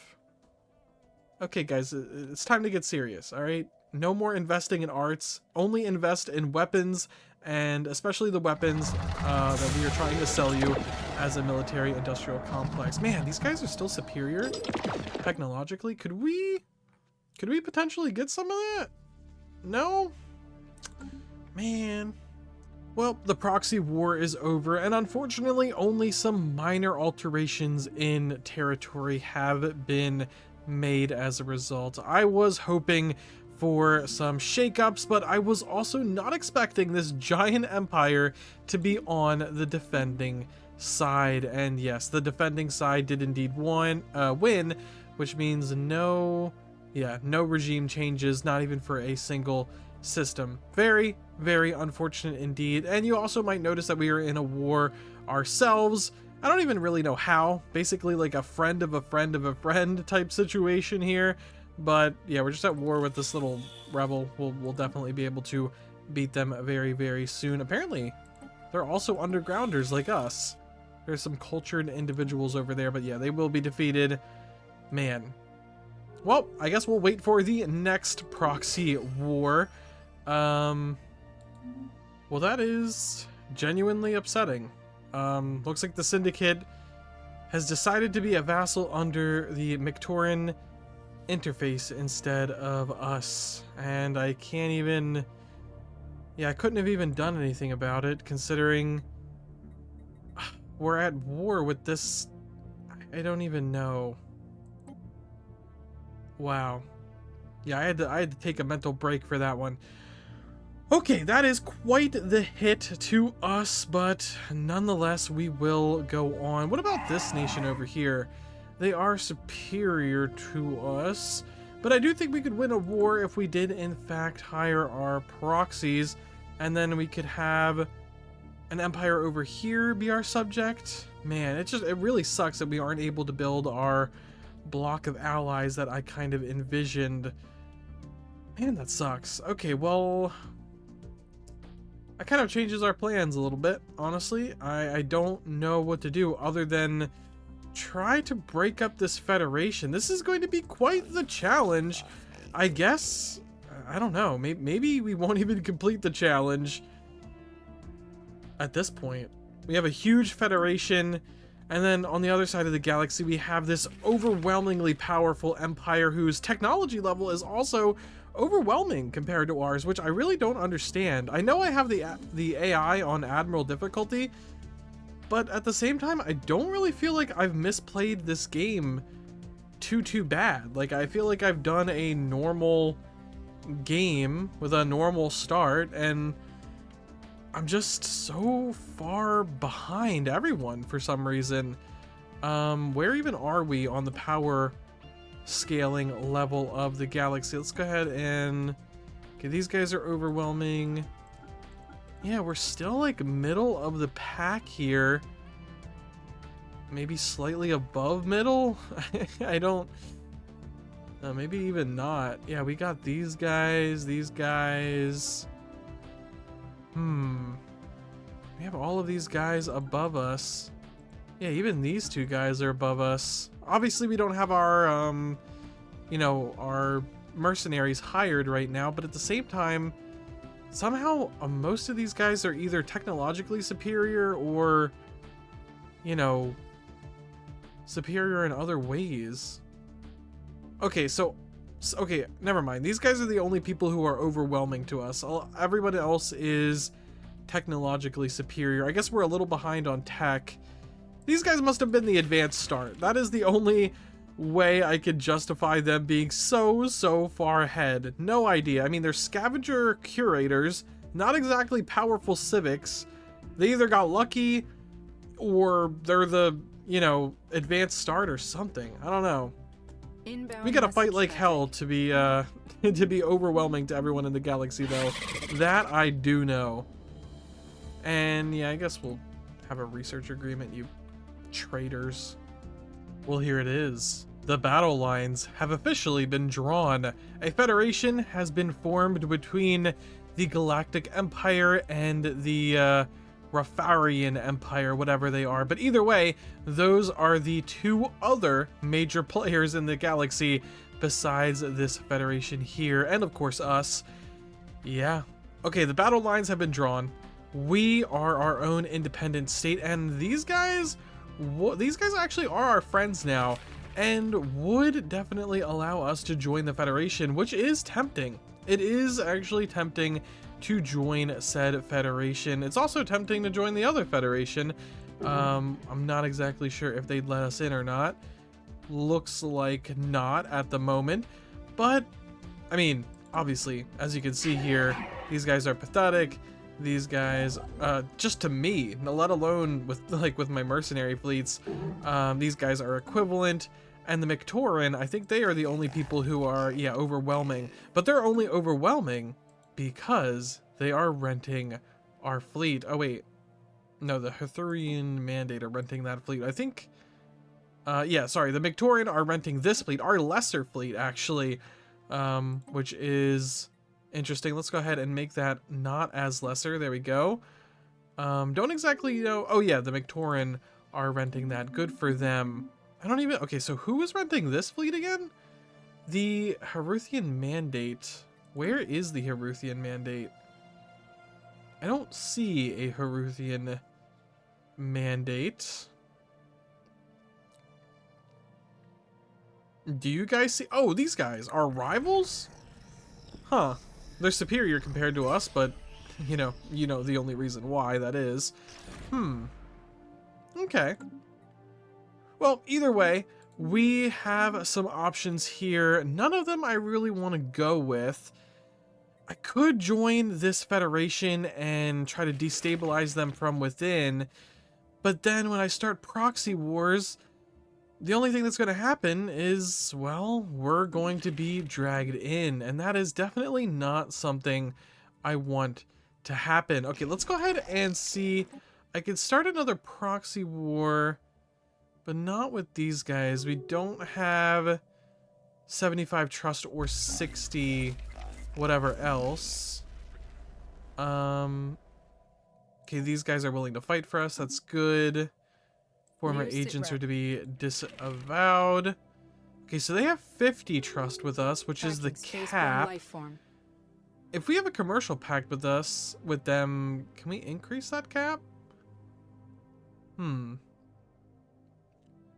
mean, a commercial pact with them is good, but it looks like all of their planets are already, yeah, are already taken. I mean, we can force these empires to go to war with each other, but I want the Locturians and their federation, I want them to be the aggressor so they can break up the, other empires. How do we have 100 trust with these guys? Oh, we have Federation Association. Wait, if I could get Federation Association with both federations, is that even a thing? Wait, oh no, you can only associate with one federation. I don't know, we'll have to come up with some plans to get these guys to go to war with each other and get some big value out of it. We are now receiving an official invitation to the Federation. Again, I just can't do it. I want to, though. I kind of want to, but I mean, maybe we'll join them down the line, as it is a hegemony, and we could potentially, once we get a little bit more powerful, we could potentially take it over from the inside. But as of right now, I don't think being a hegemony subordinate would be in the best corporate interests of our empire. I will take this service, though. Maybe once we can get back our Bastion Stormlords, then that could be something, because then we would be very powerful. But we also need to catch up on tech first, which luckily our new friends over here are helping us do with a research agreement. We just got to do a lot first, and then maybe we'll pick a side in the galactic wars to come. But as of right now, I'm more than happy just sitting back and maybe provoking a war between them every now and then. Well, it looks like the major powers are back at war again. This time, I didn't even need to start it. Hopefully, something decisive happens between these guys, as I'm gonna need a miracle, honestly, to win this game. These guys are still completely overwhelming to us, and even the lesser members of this federation Special are project superior to complete. us in certain ways. Just very, very sad days indeed to be me. I'm still trying. I'm definitely Science building up division our report worlds. I'm success. making them as efficient as I possibly can, doing what I can to hold it down for the Bat people. But even proxy wars in this galaxy, I mean, I can't really pit small empire against small empire when, yeah, there's no small empires. It's just giant block federations that are pretty much all more powerful than me. So unless a miracle happens, I don't know. We're gonna have to figure something out. We're gonna have to probably get enough energy generation to hire our mercenaries. I mean, that seems to be the best way to go as of the moment. Other than that, I'm really not sure how we... Oh, there we go. We have our other mercenaries over here. Let's go ahead and share our technology with them. Yeah, we have our other mercenaries over here with a 79,000 fleet with a 2,000 about to merge onto it. These guys still at around 70,000. We'll share our technology with them. Yeah, I mean, we have some very, very high amounts of fleet power in our reserve here, but fleet power alone isn't going to do it. I mean, unless we can get some Colossus weapon to, I don't know, just start blowing up planets left and right, I don't know how I'm going to destabilize these nations. I really don't. Proxy wars are just not going to do it unless these guys start investing in Colossuses or something. I don't know. I'll come up with a plan when we have a functional economy. I mean, I think my economy is doing okay, but the game just disagrees. The game just Science disagrees. division report. The war between the major players is over, and we see a good amount of territory swapping hands this time, both for attackers and defenders, which is very, very nice. We want this whole galaxy to be a border gore mess of eternally fighting rival powers, and that is exactly kind of where we are. I know I've been complaining in recent years. I was even especially down when the Syndicate didn't join us, they joined the Federation, but don't get this wrong. We are exactly where we want to be. All boo-hooing aside, them being slightly ahead of us on different things aside, we are where we want to be. We are making profits, we are building up our worlds, and most importantly, we are watching as the rest of the galaxy tears each other apart, all while investing in our proxies that we can call upon at any time. 83,000, 94,000. I don't exactly know what this enclave is, but it's probably about the same because they're currently being hired by somebody. We can always call upon these proxies to defend us at a moment's notice. And all of these empires that look maybe... Okay, well, they don't look superior to us. These guys have actually been renting out our fleet. That's the only reason they've been superior to us for a while. But yeah, so all these people who look equivalent to us on a moment's notice, we can overshadow them by a long margin. And by the way, we're at around 80k fleet power, so if they're equivalent to us and we hire one of our mercenaries, it is completely over for them. It is absolutely over, and I do think that we would stand a fighting chance, especially since our systems are so compact and defendable. Eventually, I'll probably switch these stations all into war stations, and then I'll only have 4 choke points in my entire empire that I'll need to defend. Oh wait, no, 5 choke points. Either way, what I'm trying to get at is it's not all doom and gloom. We are enacting our plan. We're making profits. We're staying under the radar while we force the entire galaxy to be at war with each other. And them being in 2 giant federations, sure, it makes it harder for us to intervene directly, but at the same time, it allows us to make sure that whenever the galaxy can be at war with itself, it is, because we can always start a proxy war. We have the ability, especially with a Federation Association status and us being at 100 trust with literally every single empire within the Blue Federation here, probably about half the galaxy, all, again, while we stay under the radar and plan for our ultimate coming out of the shadows and striking, which, as you can see, our plans are going well. We are building up forces in secret, just like a secret society should, and when the time to strike is, you know, here, well, we will be ready. I am going to do everything in my power to make sure that we have the energy and the naval capacity to be able to hire our fleets and strike at the galaxy when the time is right. Now, I've been talking a lot about our grand plans for the galaxy, how to make our enemies weak, how to make us strong compared to them, how to make them fight, and how to make them distracted not to fight us. But that is only some of our... Oh, our CEO died. That is only some of our and the Secret Society's plans for this corporation. We'll name a landmark in our honor. There we go. We get some trade from jobs. Doesn't really matter too much. But what I'm trying to say is that some of our plans, some of our most devious plans, are actually domestic instead of international. Or I guess intergalactic, whatever you want to call it. We have some plans for the people here at home, and those plans are synthetic evolution, turning our people into easily programmable robots. And when I say programmable, I mean both socially and literally programmable robots, and turn us, the elite of our society, our CEOs, our secret societies, into immortal robot gods that have basically unlimited control over our populace. And yes, it will increase profit margins. So buy that stock. It is only going up. Oh, it's going to be beautiful. It's probably going to be a little bit away. We just researched the droids technology, which allows us to have our droids, our currently mindless robots. Despite being mindless, they are pretty good, actually. They do have adaptive frames, but they are currently mindless. They can now work factory jobs. They can't do researcher jobs as of yet, but they can be soldiers, I assume, as well. Oh, I guess they can't be soldiers, but either way, they can do more stuff now, which is very, very good. And soon we will transition all of our minds into those very same robots and, well, lead the galaxy that way. So that is very, very exciting stuff. We have another election going on here. I don't really have too much of a preference here. Yeah, and I don't want to spend basically all of my unity electing someone. So who are we electing?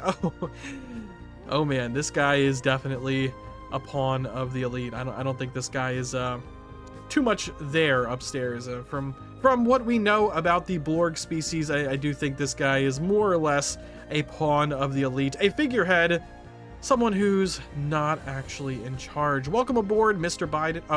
Kiram. I hope your tenure as CEO brings us lots and lots of prosperity. And if it doesn't, well, you can always be a good fall guy. Oh hell, it is time. It is time to call in our forces. I was just doing some planet maintenance, and here it is, the drums of war. The Great Khan is here.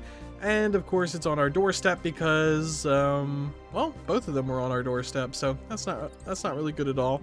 Yeah, these guys were on our doorstep. At least these guys would have attacked into the Federation, but no, these guys are definitely just right on our doorstep, and quite powerful to boot. Ooh, Chosen of the Great Khan is how big? Holy hell. Okay, 174,000. Hot damn. Okay, well, we definitely need to rent these fleets now. That is 100,000 right there. We need to rent out this fleet, please. And then finally, yeah, we need to rent out this fleet as well. All right, it's time to call in our investments. Try to put them to use here. We have about 400,000 fleet power at the moment, which is pretty crazy considering yesterday we had like, I don't know, 80. So, all right, let's go ahead and level up our mercenary leaders here. I guess they need some level ups. Adaptable is good. Unyielding is also good. Okay, I guess you can be righteous.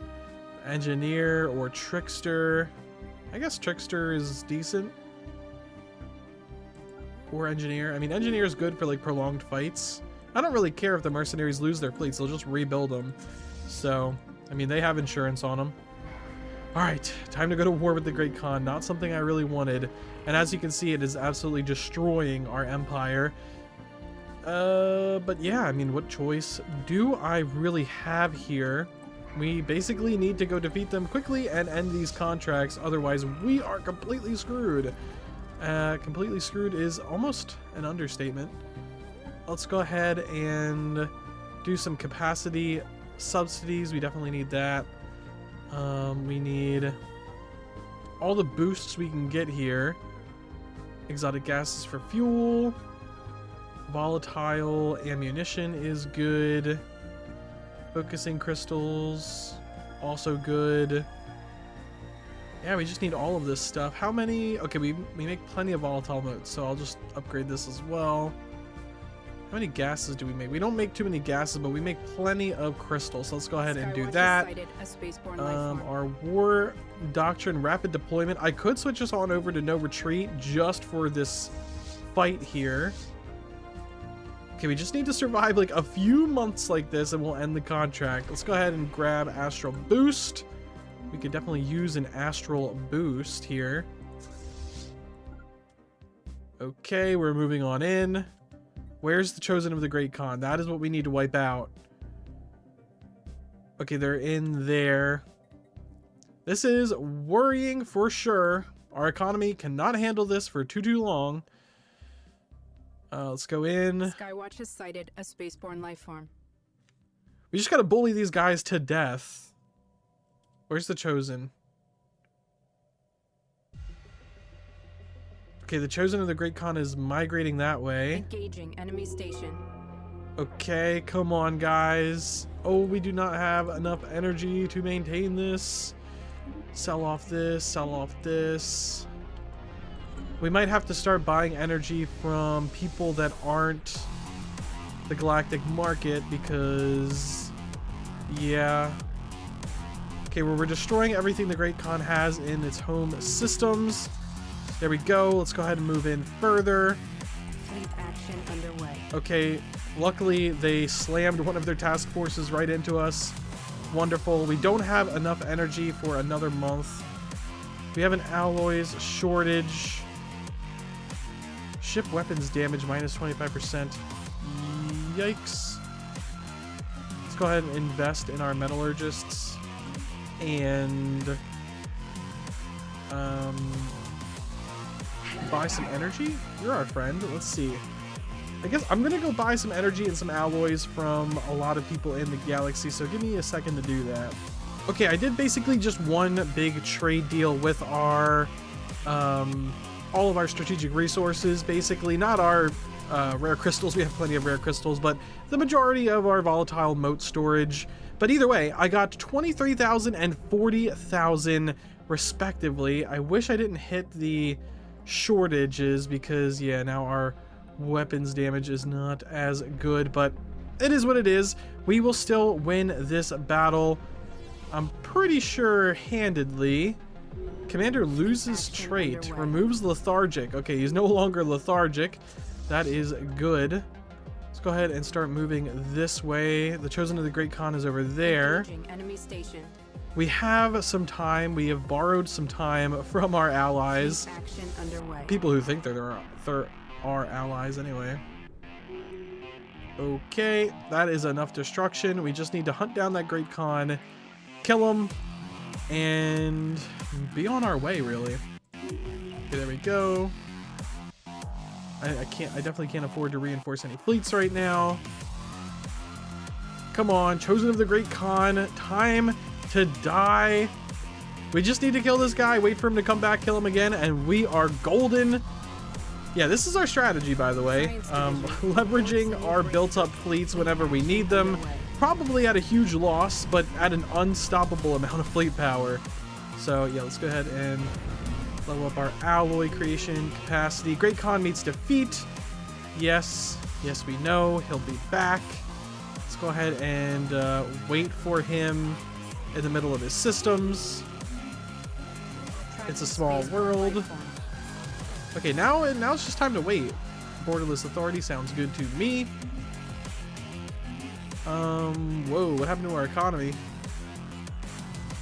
Not good things. Spaceborne life form.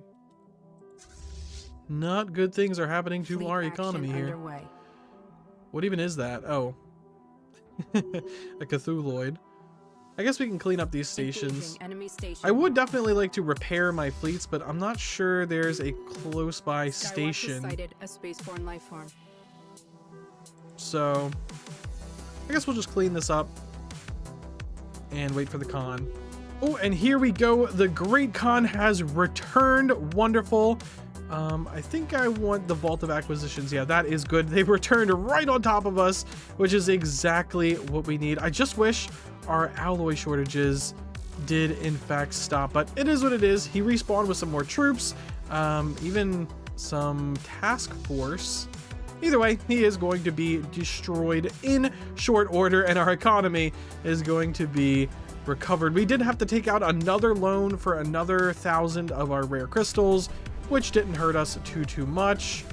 Great Khan is definitely strong this time. Wish this would go away, but we are going to win.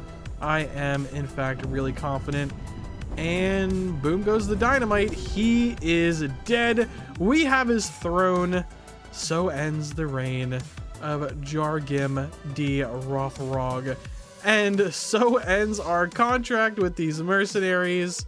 I can go ahead and let you go now. We'll keep probably one of the mercenaries just for protection. What is the strongest one? Okay, you can go home, and then we'll take the rest of the mercenaries to escort our fleet home because, you know, war's not over yet, just the battle. Soon they will collapse, but not soon enough. Someone they broke their defensive pact with me? You broke off your defensive pact because why? Because we stopped the Great Khan? What an idiot.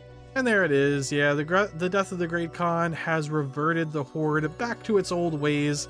Not surprised at all. In fact, I would be surprised if anything else happened, considering I don't think they actually took any planets in that whole crusade. Yeah, no planets. So it's basically over for them. I'm very glad. I just need to build a science ship and go research their debris. They got some improved small deflectors, regenerative hull tissue. Actually, I really don't need to do that, but I will anyway. Yeah, that is a pretty successful use of our built-up mercenaries. And having just one hired, well, we can actually do just fine. As you can see, our energy credits are fine, our alloys are fine. Our food is the only thing that's hurting here. Don't know why, but we can always buy food. It is literally dirt cheap, so we'll go ahead and buy some, sell some minerals. And just with one fleet hired, we are equivalent to the #1 power in the galaxy. So yeah, I think I'll just keep one fleet hired until we build up some battleships. We are currently on battleships, so I think we're doing pretty good. Their economy is still overwhelming compared to ours somehow, but at the same time, economies don't win wars, okay? Ships win wars, and if we can hire them on the spot and double their fleet power, well, their economy ain't gonna mean much with a gun pointed down their throat. I think it is time that we start yet another proxy war. The Mectoran have gone to war with their neighbors over servitude campaign. Oh, I guess they are trying to actually vassalize these guys. One of the only independent powers left in the galaxy. Actually, I think the only independent power left in the galaxy besides us and the fallen empires. So not sure I really want them to win. I don't want the galaxy to be even more centralized. So I'm going to start a proxy war between them and their rival faction. I could vassalize them. That would be a very interesting thing to do, but that would also kind of suck. I don't want the galaxy more centralized. That's the whole point of this war. So we're going to go ahead and just do a proxy war. It is going to change our infiltration level to -30, but that is okay. We finally have enough code breaking to actually infiltrate these guys. They're actually at a trivial encryption compared to us. We do have some subterfuge technology. I have just researched. Oh, I'm even researching more code breaking right now. So we should be very good at getting all of that back. Okay, for some reason the war goal has gone away. Let's go ahead and do the proxy war, do this, and yeah, we'll just do a normal proxy war. War is waged from hostile rumors and hidden whispers. Okay, we'll go ahead and start that. With each passing cycle, the war forms become more efficient. We are learning much. All right, good for you. Anyway, I can't wait for this war to start. Oh, our Minister of Defense has retired. That's no good. And we don't really have a good replacement either. Okay, welcome aboard, whatever your name was. I guess you'll increase our naval capacity. That's decent. Complete.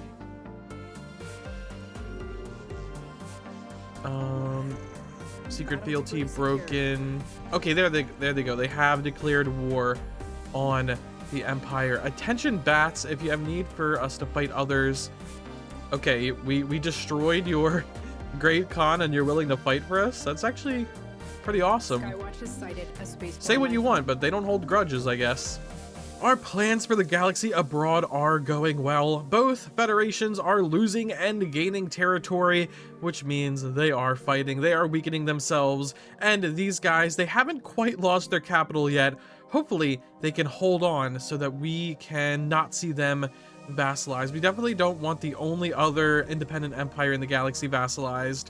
They're pathetic compared to us. We want to keep it that way, and we don't want to have to fight another pathetic guy to weaken the people who aren't pathetic to us, as our ultimate goal, of course, is having everyone be pathetic compared to us. But I digress. The plans of the galaxy at large, those are long-term plans we are definitely not seeing out today. But the plans at home, are very, very much possible to complete in the near future. Artificial administration has been researched. We have synths in our empire. We unlocked the feature synthetic workers. So yeah, synths now feel happiness and stuff. That's completely fine. We'll go ahead and do cross-model standardization. But basically, we are going to be able to turn our people into synths very, very soon. I have saved up enough unity so that when we actually researched artificial administration, we will be able to go right down the synthetics tree, which, as you can see here, starts a situation to transform the founding species into a mechanical one. And then we get tech progress for artificial personality matrix to allow synth leaders. We definitely need synth leaders for obvious reasons. So let's go ahead and grab that. We can even grab another thing. Do we want mechanical pop output? Robot upkeep minus 25%. Man, that is a really, really good. Capital buildings produce roboticist jobs. Grants access to the assimilation citizenship species right. Definitely, we will be assimilating all people in our empire as, you know, into robots. We definitely are not allowing the foreigners that have moved in to escape our dynamic control over everyone. Yeah, we definitely need that assimilation. Foreigners aren't going to come here and just not follow our laws, all right? If you're going to immigrate here, you're going to do it legally, you're going to do it the right way, you're going to learn the language, and you're going to become a robot so the elite can control you. That is how it is done in our country, so we definitely need that. Can we start assimilating people now? Full citizenship? No, okay, we can't do assimilation yet, but we are going to turn everybody into our robotic species that we are going to make for our founders. We are going to have basically just one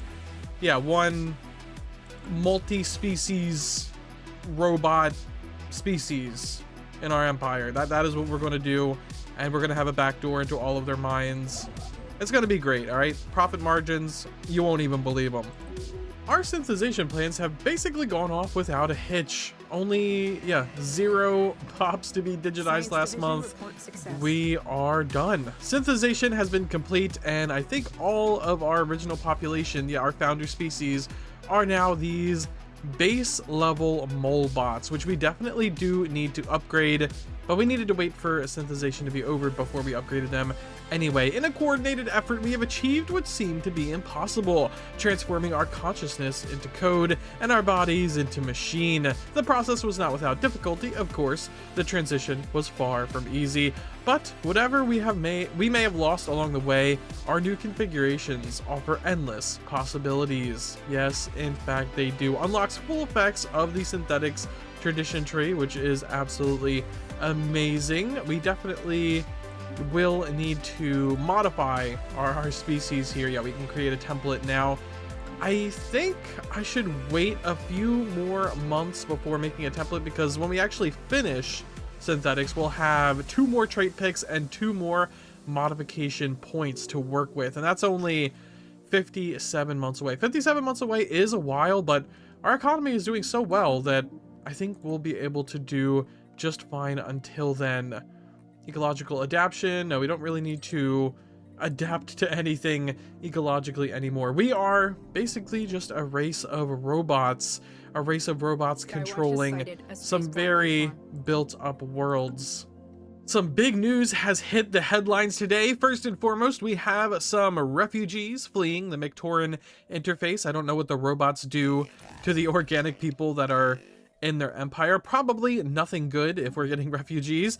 And we got a peace offer from the galactic war that we've probably started for the 5th time. The 5th galactic war. We'll just call it 5 because I don't know how many galactic wars there have been or how many we have directly started. But again, a lot of territory has in fact exchanged hands, which is very, very cool. Looks like the big winners are the Lazavatan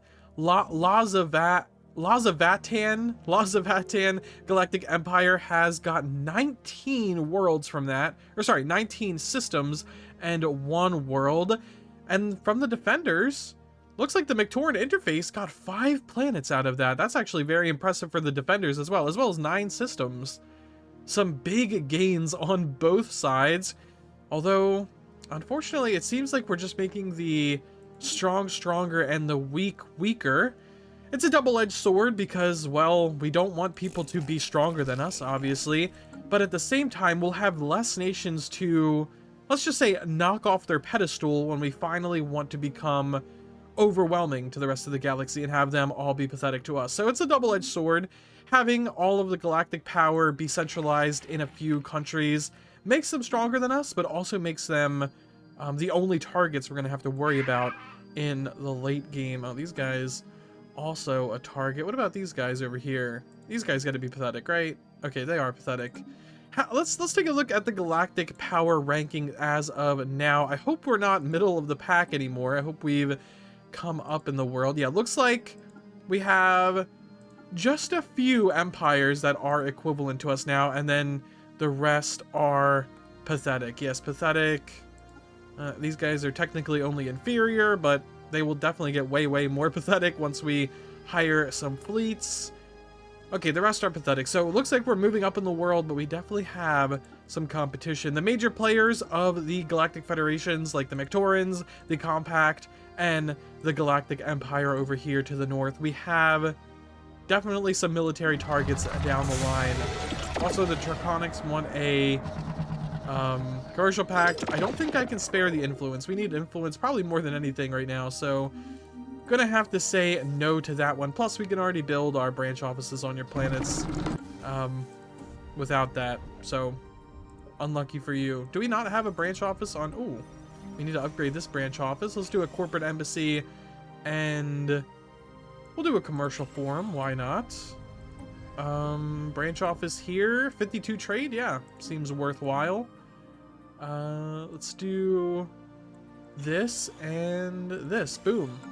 Now this is something I wish I could do. The Fallen Empire, the Spiritualist Fallen Empire, has declared war on the Galactic Empire. Definitely the strongest nation in the game. Oh, the hegemony is gone. That is very unfortunate. Are they just completely gone? Yeah, they're just completely gone. The Mictoran have just taken them over completely. I'm guessing, yeah, we're gonna get more refugees. Damn.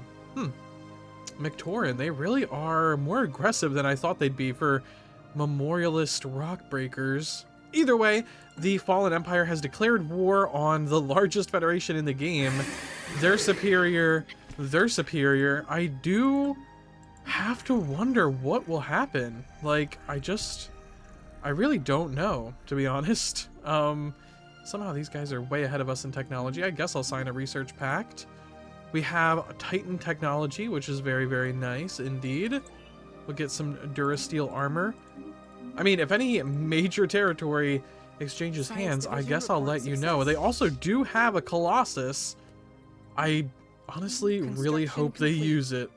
Feast your eyes upon the final evolution of the bat species. This glorious robotic body, replacing our clunky old ones that aren't very good. We put our minds in them.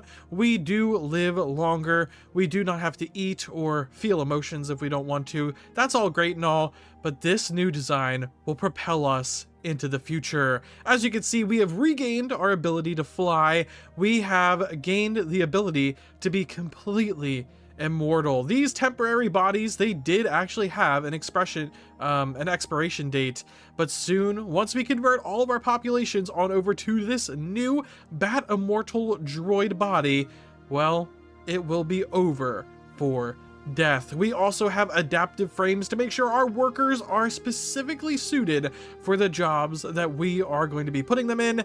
And then, of course, you know it, we all love it, loyalty circuits. We're going to make sure that you are loyal to the to the grand order of things in our empire, loyal to the corporation, and you're going to be happier for it. Look, 10% happiness. What could you ask for except a backdoor into your brain to make you happy? I mean, you're always going to be happy. You're welcome. I mean, don't you love corporate science? We're also bulky. We spared no expense, obviously, building these guys. We are deviants and we are high bandwidth. I think, honestly, I might want to take out high bandwidth and add in luxurious. That does make more sense. Going to put back loyalty circuits. Luxurious, it's not very good. Makes our job efficiency for roboticists not as good, but at the same time, we are luxurious. And I don't want us to take up high bandwidth because it's just going to slow us down when it comes to research, and we need to get ahead on research. So let's go ahead and save this template and then go ahead and apply it to every bat in the empire. Boom, that's only going to take 9 months. Wow. Yeah, this is going to be a huge upgrade to our people in 9 months. How happy are our people in general anyway? 60% pop approval rating. Yeah, we're about to get the pop approval rating big time upwards now that they're basically built in to be happy and approve and go along with what the government says. Oh, it's beautiful, really. Brings a tear to any Illuminati guy's eye. And speaking of things that would make a Illuminati member jump for joy is digital refactoring. Soon we will be changing our entire corporate strategy to something even more sinister, if you can believe it.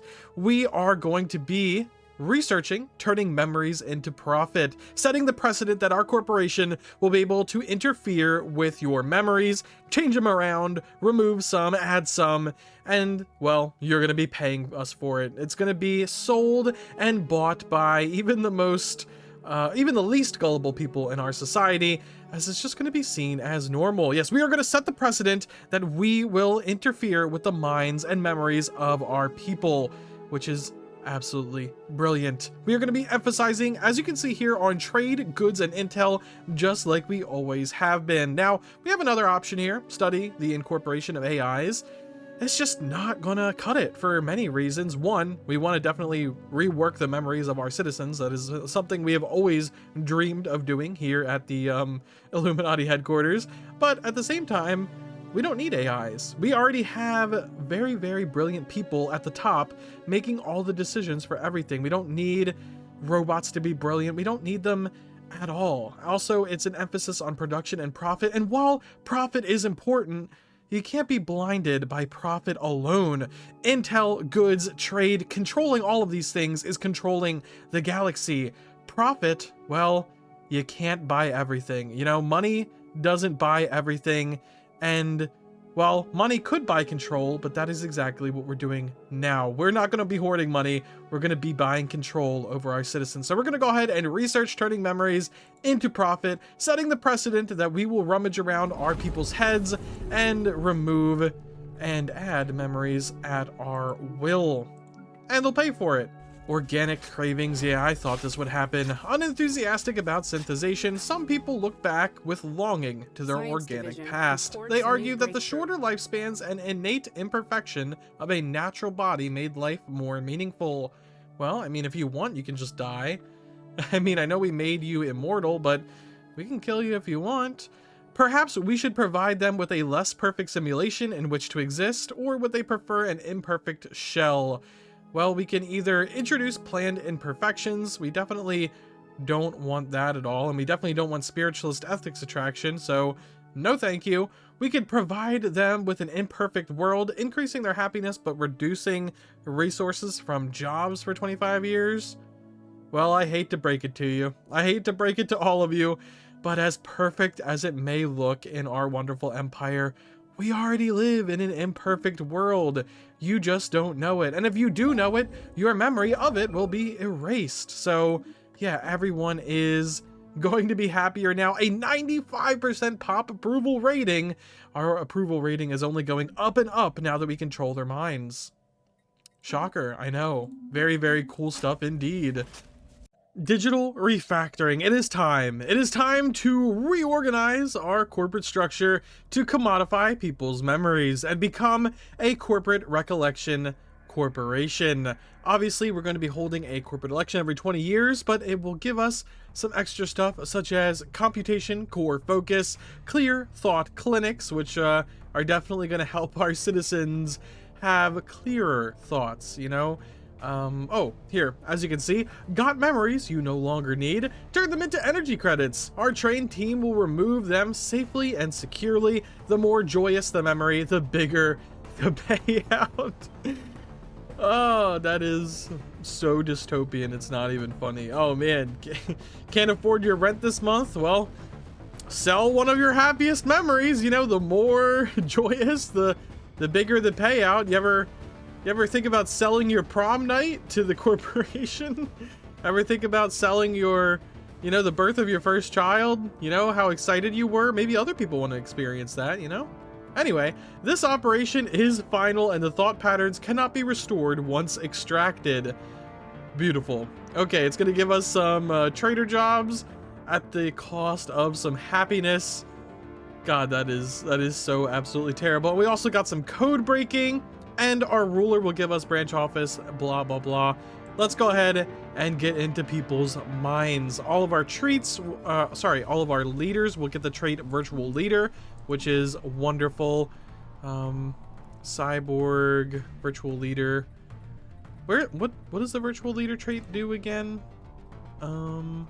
Virtual, okay, pop housing usage minus 90%, species minimum habitability plus 25%, but our population cannot be sold or abducted. So that is pretty good. We're always trying to buy pops, not sell them. So that works out fine for us. Let's go ahead and set up our first of many, what are they called again? We're about to find out. I don't think we need a corporate embassy as much. We don't really care too much about what happens on the Galactic Senate. That's not the real vessel of control. Everyone in the world knows that, yeah, control does not come from the UN. Control comes from other things. So we're gonna go ahead and set up a clear thought clinic on the wonderful home world of the, what is it? Draconic Kingdom of Fate and Destiny. Yes, we're gonna go ahead and do that. If they can't pay their rent, they can always sell us their memories. You're welcome. A service that we are providing. Let's go ahead and get rid of a commercial for him. Get a thought clinic in there. We're only getting four things from that. Let's go ahead and set up this. Why not? We might as well open up a new branch office, get some new stuff going here. We can do mercenary liaison offices as well. This world, how many trade does it have? Oh, actually has a decent amount of trade. Let's go ahead and set this up as well. Boom, boom, boom, and there it is. Clear thought clinics. We're going to be buying and selling memories like never before. How horrifying. What a wonderful thing to be doing. Okay, we're going to have a whole bunch of positive draconic memories on the market soon. Bye, bye, bye. Oh wow, the opportunists have done it. They have declared war against the Galactic Empire while their fleet is now pathetic, and they are at war with, yeah, the Watchers over there. What a very, very smart move by the Blue Federation, I guess we'll call them. Yeah, just a very, very smart move overall. So I guess I guess they're just gonna get obliterated now. These guys are pathetic compared to me, and these guys were their biggest player. I don't think they're gonna have much of a chance against this newly formed Blue Federation. The Mictoran are gonna take even more ground, and we didn't even have to start this. We'll just call it the 6th Galactic War. I haven't been counting, but we'll just call it 6 just because why not? The galaxy is always completely at war with itself, which is absolutely what we need to gain some ground and become ahead. We have changed over one of our worlds from being a tomb world to actually be a nice tropical world we can live under, which I don't know if we're living under it. I don't know why it's so important that it's a tropical world, but either way, we are doing it. We have done it, and yeah, it's gonna be our gateway to being an industrial powerhouse. We have more than enough minerals to refine. I'm optimizing this place. Obviously, we can't just overnight gain all the population necessary to actually work these jobs, so I am investing heavily into automation. And when I say heavily, I mean, yeah, over 100 energy credits a month are going into this building just to keep it alive. And that building is automating a lot of our other buildings. It all works out, trust me. We're also at max trade. Let's go ahead and do that.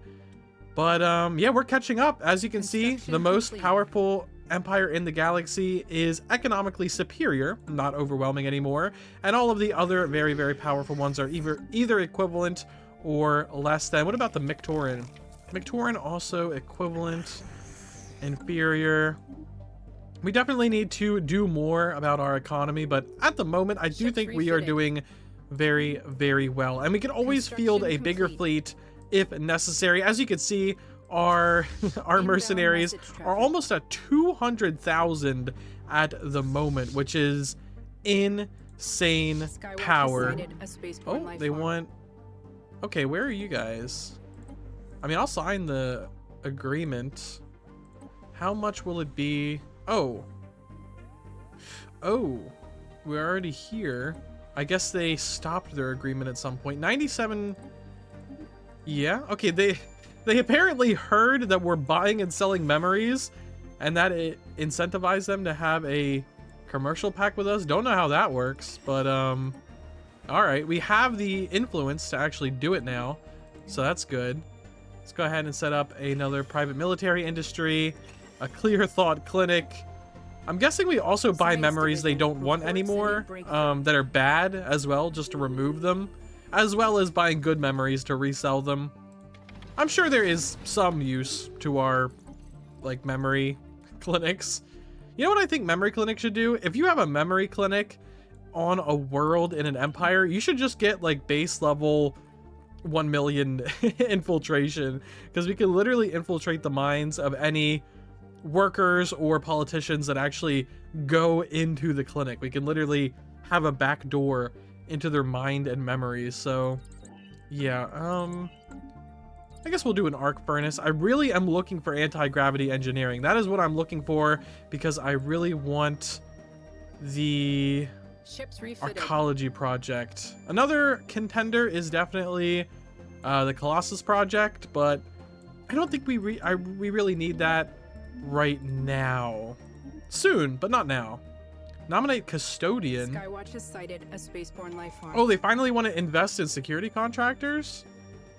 You know, I don't even think I want to support security contractors anymore. Having a monopoly on all of the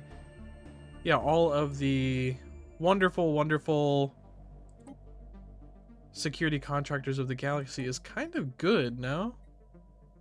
Non-interference act? Sure, we don't interfere with anyone. We can vote for that. I kind of want to vote for other things to make sure security contractors doesn't get passed. It was my goal this playthrough to get security contractors passed as much as possible so they would have to hire from us. But now I think it's probably better that we are the only ones with mercenary enclave capacity. Yeah, I think that's just better. I guess we'll even vote for the Charter for Workers' Rights. Why not? Ask and you shall receive. Anti-gravity engineering. Now this is kind of making me regret spending all of my influence, because yeah, habitation modules will be a huge boon to our empire. We have orbital orbital stations on every single one of our worlds, just waiting. to get those sweet habitation modules so that we can get those sweet Division extra report districts. success. Obviously, as a corporate model, you want to build kind of tall, and that is what we're trying to do. Unfortunately, even though we are building tall here, we have an unfortunate amount of choke points we do need to defend. Here, we have to defend here, here, and here, making for a total of 5 systems we need to defend, especially against a crisis or anything else that will threaten the galaxy and us, or if we just want to hold down our space in the face of, you know, enemies like federations or fallen empires. That is also going to be quite the hindrance, having to defend that many points, but we will do it. We're just gonna have to set up a lot more defensive stations, which is gonna cost us a lot more unity. Not exactly sure how we're gonna get that. You know, I have in fact been considering reorganizing this mixed industry into something that just produces unity, speeding down the unity tree while getting rid of some of our production.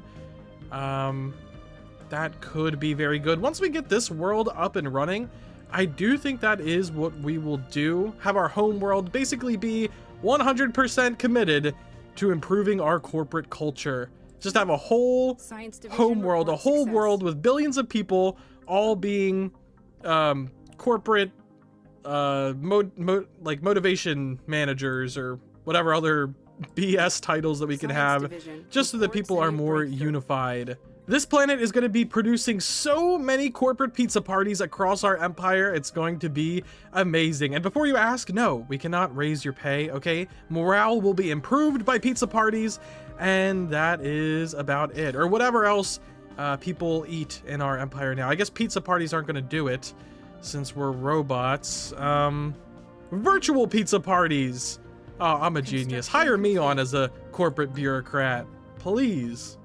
You want to see something amazing? How about our premier industrial world switch over from this disgusting green hell swamp on over to, there it is, Ecumenopolis. Damn, I timed that right, didn't I? An Ecumenopolis encased in endless city sprawl, endless productive city sprawl, I may add. So obviously the planet has a limited size of 20, but now we've upped it all the way up to 25 through other means, through our orbital buildings, through some decisions we've made, and all of that, all of those districts are going to be way better now. We've created 2.5 thousand jobs just from the transition alone, and we are not even halfway done building up this planet. It's going to be absolutely wonderful. The economic tides of the galaxy are shifting in our favor. As you can see on the contacts list, once I set it up anyway, we are now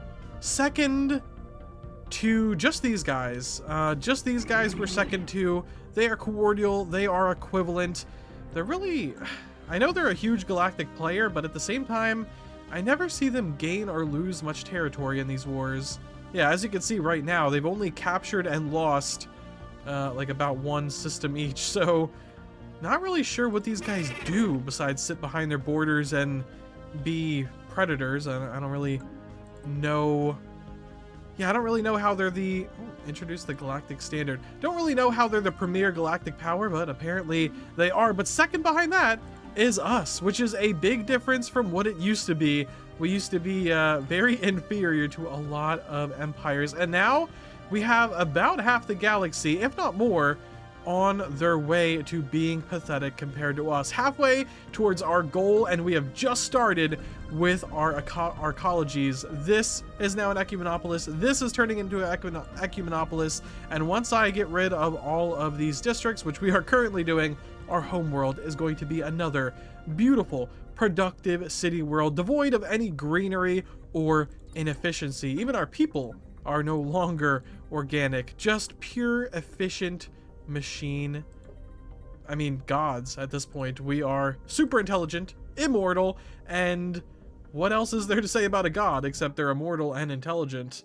So yeah, and before I stroke my ego too much, yes, we do have a lot of work to do to become overwhelming to everyone, but I can't help but think we are well on our way. We have made so much progress while the rest of the galaxy has fought each other. These proxy wars have definitely helped. And the proxy wars have set up real wars, because once a couple territories exchanged hands during our proxy wars, well, the Federations, they just hated each other forever because their territory is in the other person's hands. So now they always want to get it back. Yeah, I'm going to give myself a pat on the back for all of that. We have destabilized, we have conquered, we have gaslit, we have done everything that we planned on doing. Now, we just need to get to that finish line of everyone being completely pathetic compared to us. It is the year 2411, and if you look at the situation log, there's only 2 empires that are ahead of us. The Watchers and the Ancients, both fallen empires, both very powerful, even to this day. And if we're going to win, we're definitely going to need to take them out. Which brings me to what I'm about to say next. We are going to invest in the Colossus project, a project that will allow us to wipe their million-year-old world into nothingness in a few days. Let's go ahead and start this colossal undertaking. Get it? Get it? Anyway, we're going to start this colossal undertaking and get ready to blow up their worlds. Probably not these guys, as these guys are in fact friendly with us, patronizing even. They love us to bits. Even these guys kind of love us as well. They are also patronizing. I don't even think they have their borders closed to us, but if we're going to win, they need to go. They are empires, after all, and unfortunately, they are not pathetic compared to us. Inferior, but not pathetic. I mean, well, you know, actually, I have a theory, perhaps. I have plenty of energy credits, and I think maybe we'll just test this theory now. If we set up a deal to rent some of our fleets, are we actually overwhelming to them? They're still pathetic. No, they're still inferior. What if we hire the last of them here? Nope, that's not it. What if we hire the last of them here? Are we actually still inferior? Do we even have to go after these guys? Secrets of the Cerarians. Yes, biology is not very helpful for us, but sure. And they are pathetic. Wait, the Fallen Empire is in fact pathetic with all of our mercenaries currently hired, and our energy credits haven't even taken the biggest hit. Could we actually just have these guys permanently hired under our empire? I guess we could, considering... Oh, no, that's not the station with the... Yeah, this has a crew quarters right here. Okay, 1,000 minus 1,000 a month. But are we overwhelming to everyone in the galaxy? These guys... Okay, we've definitely surpassed them, but are they pathetic? Inferior. No, they're just inferior. And the Victorian, they are just inferior, but everyone else in the galaxy are pathetic compared to us. We are almost there, actually. We are actually almost there. Oh, wait. The Holy Watchers, they are inferior instead of pathetic. Okay, we have a little bit more to go, a little bit farther to push, but we are close. We are close. Where are you setting up? A bold move? Field Oh, engineers you're... have cleared a block. that, okay. That is actually quite the bold move. Yeah, you are about to be absolutely demolished, my friend. Okay, well, with hiring all of our mercenaries, we actually are doing very okay. I'm even going to keep one of the mercenary fleets hired just to keep our power up and the threats to our sovereignty low. And yeah, we still make 1,000 energy credits a month and are way under our naval capacity even with one hired. So we're going to go ahead and keep doing that while also building up our fleet. Okay, well, we are a lot closer than I thought to galactic dominance. I will say that. Sleeper's awake. Ooh. Oh, the Arbiters. Man, you guys have messed up so bad, it's unreal. You've messed up so bad that you've actually caused the Fallen Empire to awaken. Ugh. Okay, they are imperious towards us. They want us as a subject. Not something I want. Their fleet power is now superior. A world cracker or a neuron sweep. A neuron sweep's good. Mechuzar refugees are fleeing the Arbiters. We're getting refugees from the Arbiters. Ooh. This is definitely not good. We don't want the Fallen Empires building up. Oh, they built up. Okay. Man, I should have taken care of them earlier, shouldn't I have? Now they're at 2.2 million. Okay, the only thing I can really hope for at this point is the crisis is going to come and kick their butt. Otherwise, we may have waited a little bit too long, ladies and gentlemen. Just a little bit too long. Yeah, looks like their rivals have woken up too. What will this mean for all of us?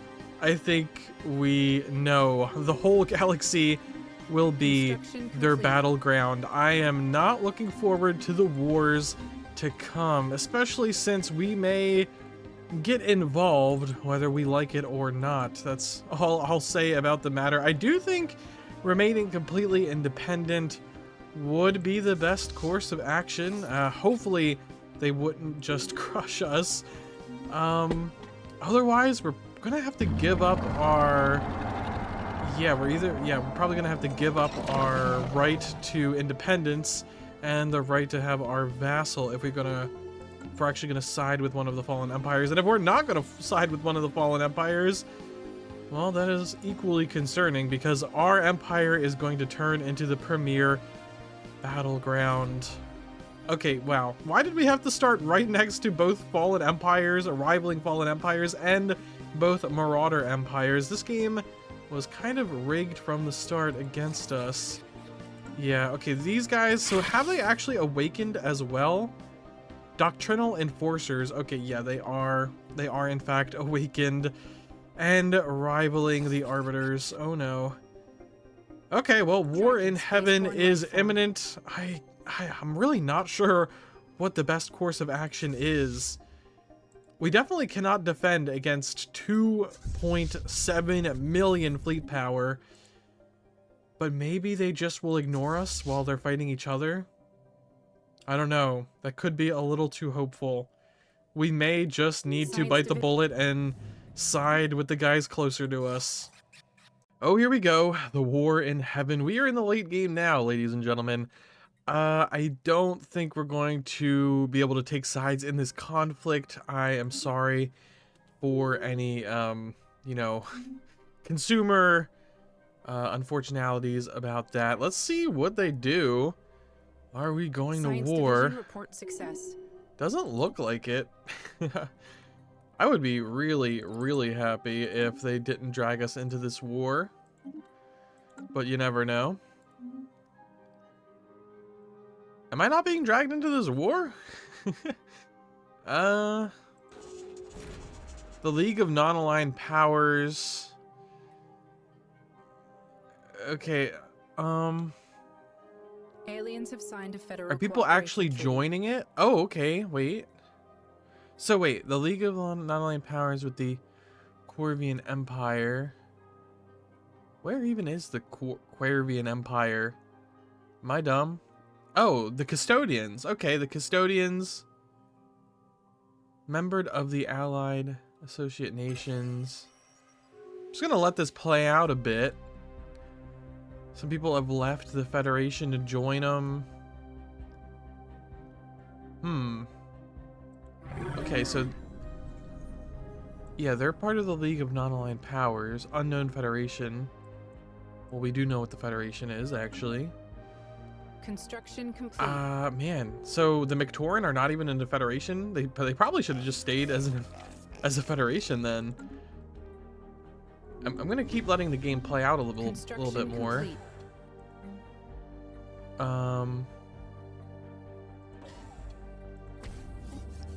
Okay, so more people are okay, these guys have joined together with these guys to make a new galactic power. I don't want to join the League of Non-Aligned Nations, but we may have to. I'm not sure we have too much of a choice. I guess I'll do these swarmer missiles. Do we stand with the custodian? Or is it too dangerous? More people are joining the League of Non-Aligned Powers. Science division. Some are waiting it out like us.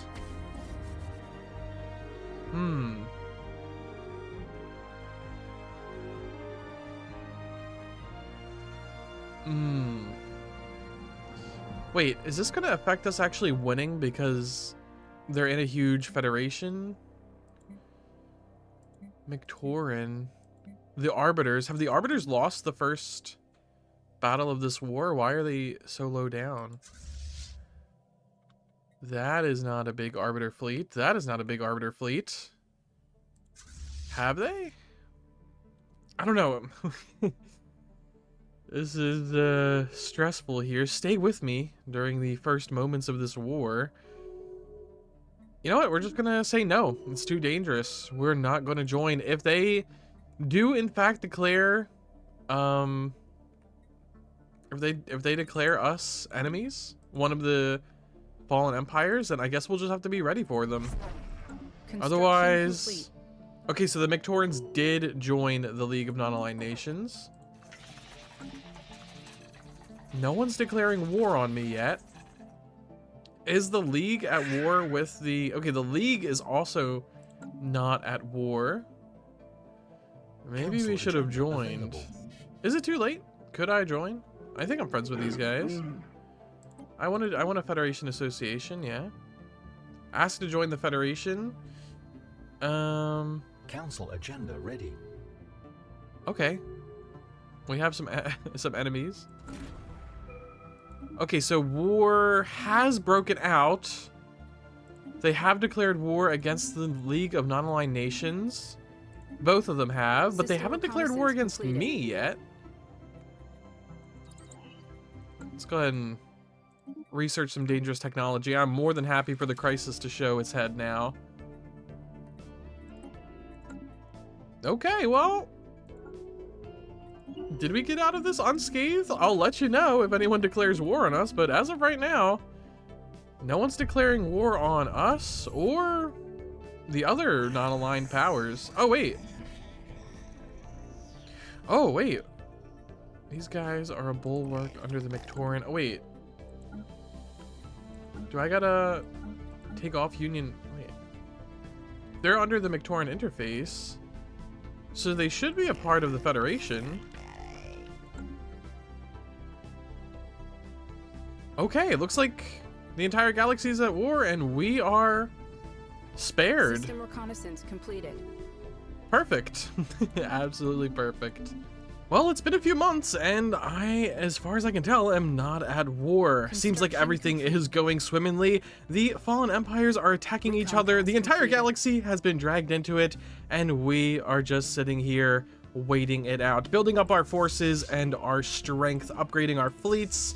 Our fleets that it seems like the fallen empires have in fact recognized as quite the threat. As you can see, our main fleet over here is pretty beefy, and we also have about, I'll say, 600,000 fleet power just waiting to be called in whenever we need them. And even if other people hired them at this point, we do have the influence to call them back. I honestly expected them to be hired during this war, but no, alas, they have not been. So 1.6 million fleet power from the fallen empires. We probably have about that with our combined forces. I mean, we could maybe tie a very devastating battle. I don't want to test that theory, and I'm glad I'm not having to test that theory, but if I had to guess, I'd say it'd be about a tie, maybe with us having a slight advantage due to some emergency measures, like maybe changing from rapid deployment to defense in depth or no retreat or something like that. Maybe we'd come out on top, maybe we wouldn't. I'm just very, very glad we don't have to test any of those theories, those costly theories.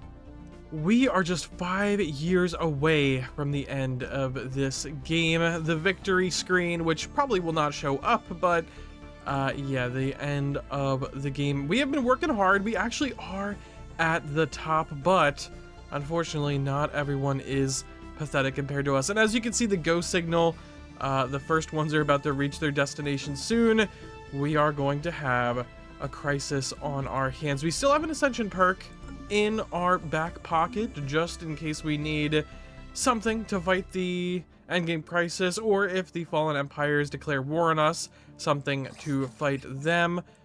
I'm not exactly sure how this is going to go. Hopefully it goes well. We have been building up the forces on our borders as much as we can anyway. We have 187k. Hopefully it'll be up to 200k by the time the crisis actually comes to our borders.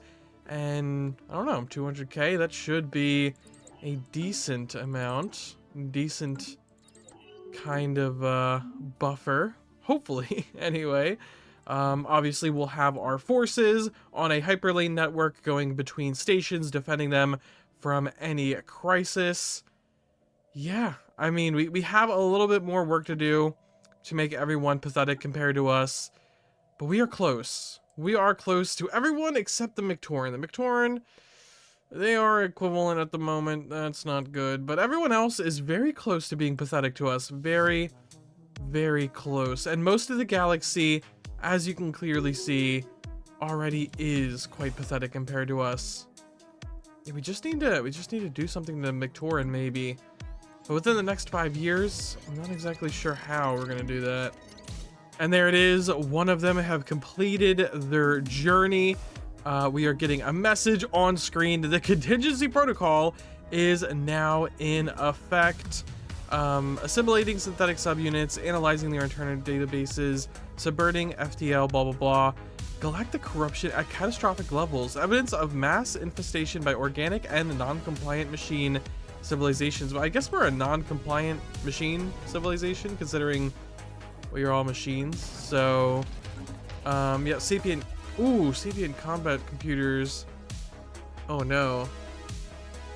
Okay, there have been.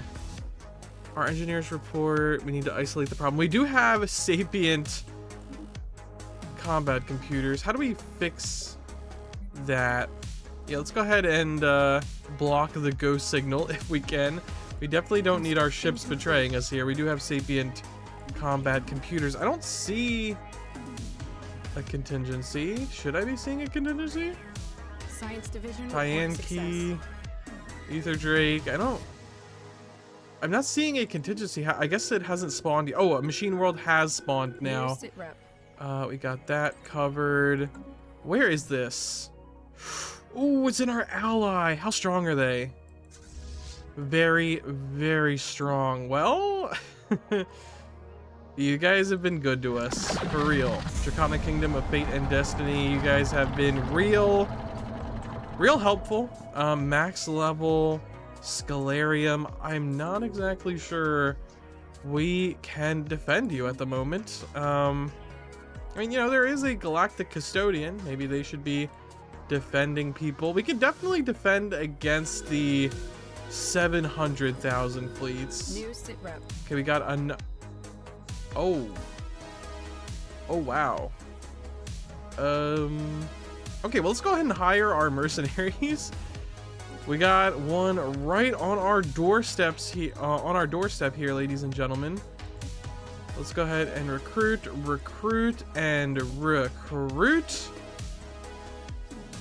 Yeah, we should probably share our tech with them sometime, but that is how it is. Okay, I am glad we saved our thing here. I think we are going to need it to defend this galaxy. Let's go ahead and do Defender of the Galaxy here. Man, this is really unfortunate. I would definitely like to have not had to deal with these guys, because dealing with them is going to weaken us, and that is not going to help us win this game at all.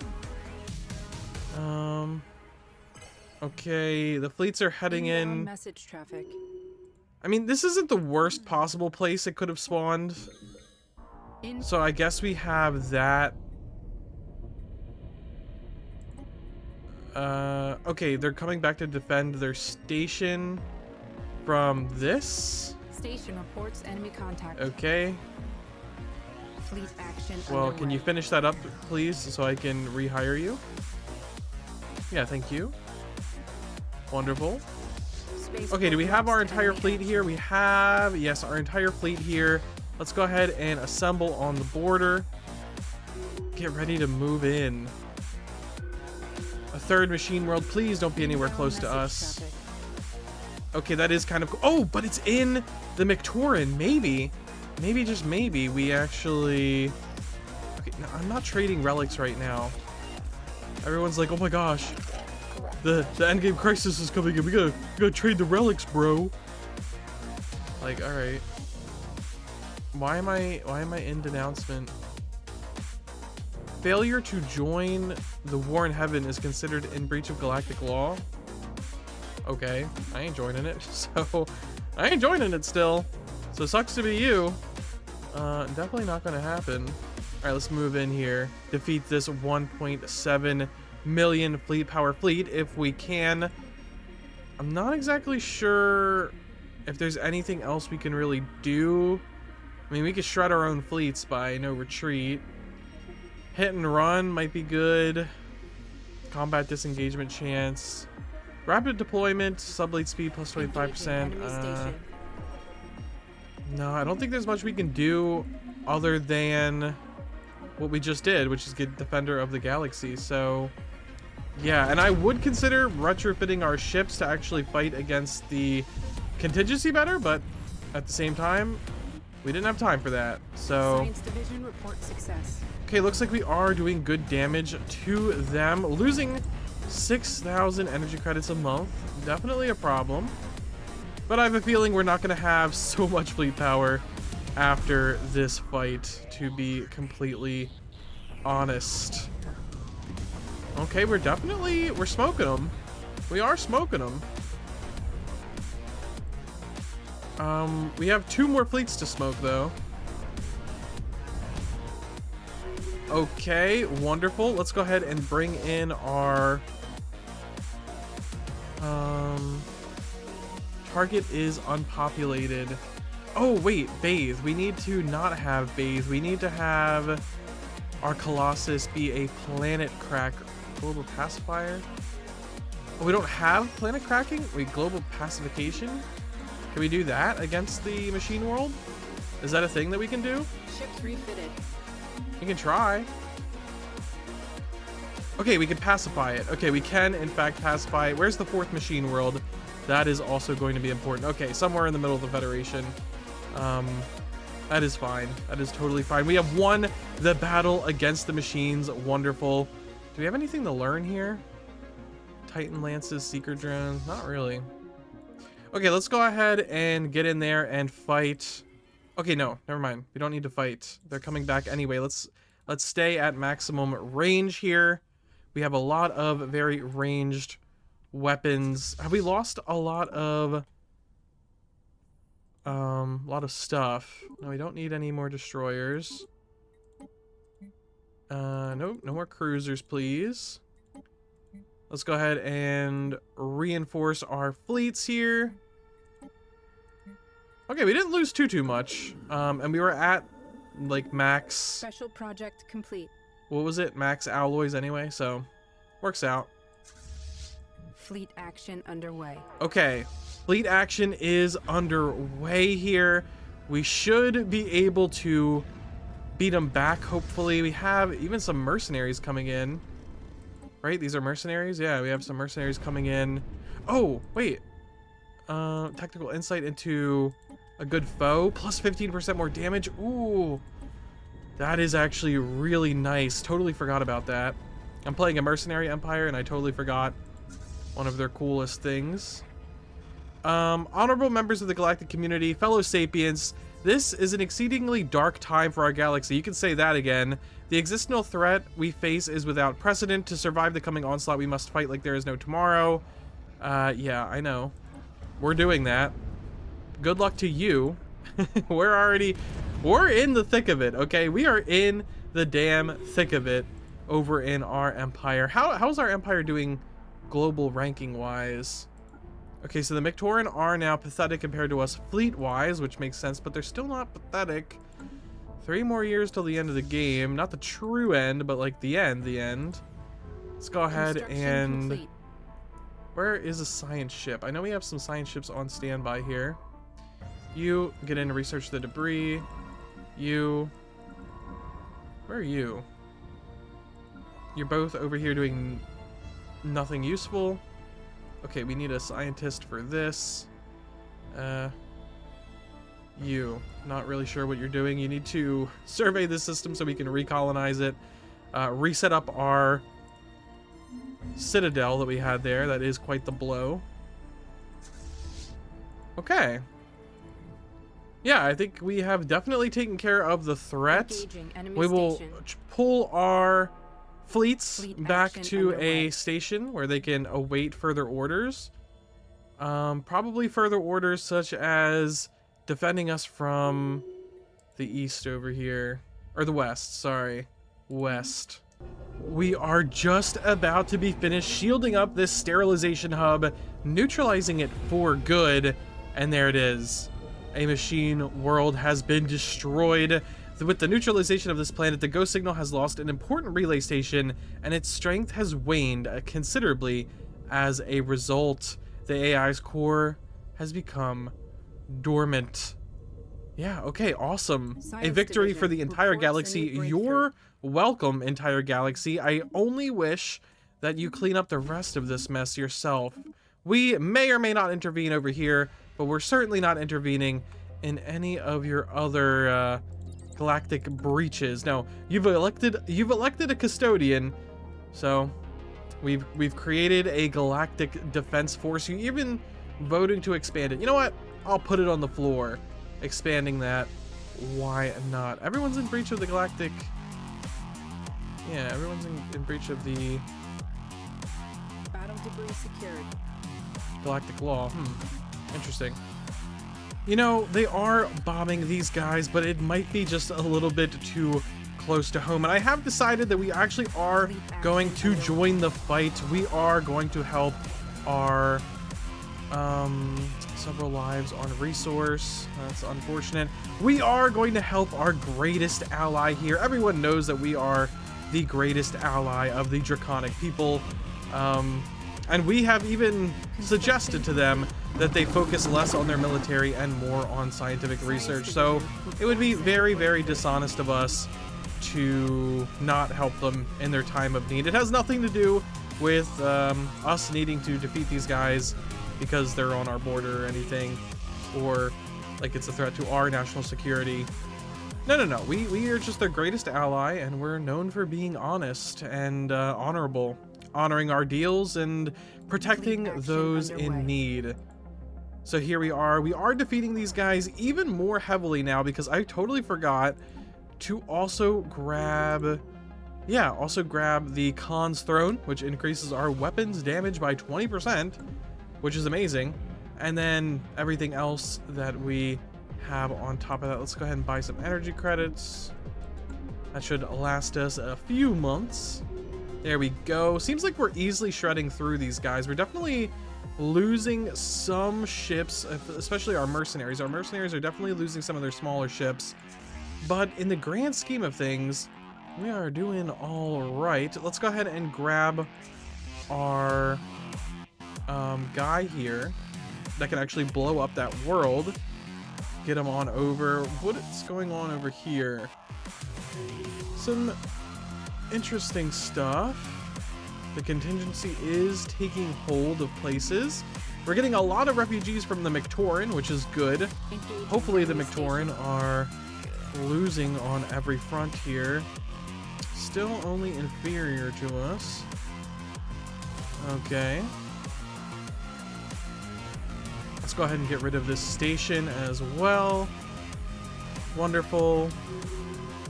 And we are approaching their headquarters here. I definitely want to all go in at once, so let's go ahead and do that with this guy on the way. Okay, we should have our sector of the galaxy under control. Hopefully, for us, the rest of the galaxy doesn't have their stuff under control, and well, we'll just be the galactic power by default. As we can clearly see in this war, we're not too desperate to go and wipe them all out at the moment. I am more than happy with them Engaging disrupting enemy our enemies station. before we take out them. Obviously, they are a major threat, but useful. A useful threat to us as of the Construction moment. complete. Okay, we destroyed their construction ships. Wonderful. We should be destroying their station before it even reacts. We love to see it. Okay, and now just another 1.7 million fleet power that we need to chew through. And we are, as far as I can tell, golden. 1.5, 1.4. We are doing it. I'm sure we're taking heavy losses in the process. We're down to 1 million. We're taking on the 300k station right now. Fleet lost. Fleet lost. That is not a good sign. Oh, that's just a backup fleet. Okay. Yeah, looks like we're doing it. Okay, we've done it. I'm not exactly sure how easily we've done it. Ooh, we've definitely taken a lot more losses that time around. A lot more losses. So let's go ahead and... Well, I guess we do need to sit here and wait for this to fire off. But after that, we will return these ships to station. We will go ahead and just reinforce them all right now. Construction complete. Buy up the alloys that we just spent. Wonderful. Wonderful, wonderful, wonderful. Okay, threat is contained on our side of the galaxy. Hopefully this contingency just benefits us from now on. And here it is, 30, 40, 50% done shielding the second synth world. They're never getting out of that one. I mean, I wish I could world crack it, because that seems a little bit more permanent, but our scientists assure us that no one is getting out of that. A victory for the entire galaxy. No signal, no ghost signal is definitely getting out of that, so that is good. It's time for our boys and ladies of our military and the mercenaries to head on home after a hard-fought victory. A hard-fought victory that hopefully will cement us. Yeah, hopefully will cement us as the top dog of the galaxy. Only a few months left. I mean, yeah, only a few months left. All right, well, we have just about a month left until that fateful year of 2450, our stated end of this game. Let's see if we can pull out this victory, really eke out this victory. We have a few inferior nations to actually try to beat, and I have a few things to do that. So first and foremost, we're going to have a no retreat policy, and we're going to have a mercantile monthly trade. I do think probably being supremacist would be better. Monthly trade plus 10% is good, but I'm not sure that will boost our economy more than... I'm not gonna change mercantile. I'm not gonna do it. Resource restrictions, no. Mixed economy, wealth creation. Let's see, is there anything else I can do? Is there anything else I can do to boost our economy here? Or our fleets? Refugees welcome, citizenship rights, selected lineages. Oh, we should have done capacity boosters a while ago. Okay, well, this is my plan here. We are going to be doing, nope. Okay, capacity subsidies, mining subsidies, farming subsidies, industrial and forge subsidies. We're going to use up our unity.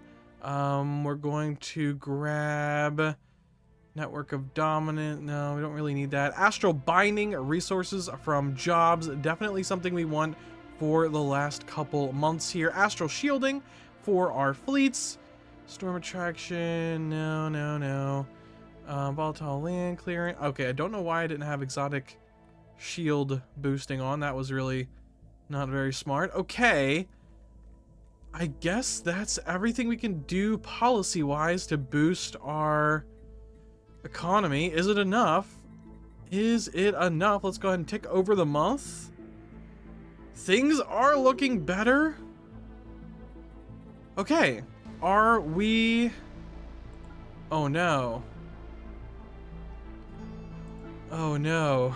We have 2 empires that are still only inferior to us. Everyone else pathetic. But 2 inferior people. Looks like our fleet power is the... yeah, is the choke point here, maybe? No, that's 360 days. That is definitely not going to work. We can't do a command tower. Do we have a command center anywhere? No. Strategic coordination center? No. I'm not sure we could do it then. I've done what I can to boost our fleets. I mean, is there anything else I can do here? No, it doesn't look like. Oh, military applications. Shield damage? Reverse engineer arcane technology? I don't really know.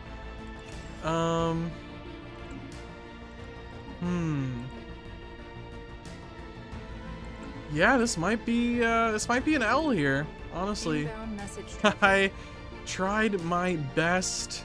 I did a mixture of trying not to get involved, trying to build ourselves up, while also trying to get involved as much as I can. And it looks like we're Special just project complete. not gonna make it to the superiority. Is there any other way in the game than I can give my fleets a big boost, even a big temporary boost? I'm not sure. Empire size from systems. Colony. I mean, empire size from systems will allow us to get more unity, I guess. It's not really gonna be that helpful. That is not gonna be completed. Well, guys, I'm sorry to say Construction complete. we have just barely not done it. We are in the year 2550, and we have some people that are only inferior to us instead of pathetic. Everyone's pathetic fleet power wise, except these guys. But yeah, I don't know how the Victorians have done it, but they have done it. Damn. Even with the contingency attacking them, they've done a good job. So yeah, we didn't really get there in the end. There is a few people still inferior to us instead of pathetic. But remember when this screen used to say overwhelming, overwhelming, overwhelming? We have come a long, long way, and I'm proud of what we have done. Through political scheming, strategic alliances, and even more strategically, not making any true alliances, just making a whole bunch of general friendships along the way, through the advancement of our espionage, and through true neutrality, even through to the end of the game, from all of these galactic wars. I mean, how many galactic wars have we been true neutrals in, and yet probably have caused directly? We have done what we set out to do, and even if we didn't win our primary objective of having everyone be pathetic compared to us, we did win our secondary objective, which is having the most victory points at the stated end of the game. We basically won the game. So yeah, man, I hope you enjoyed this video as much as I enjoyed recording it, playing it all the way on to the bitter end of the year 2450, and I hope to see you in the next one.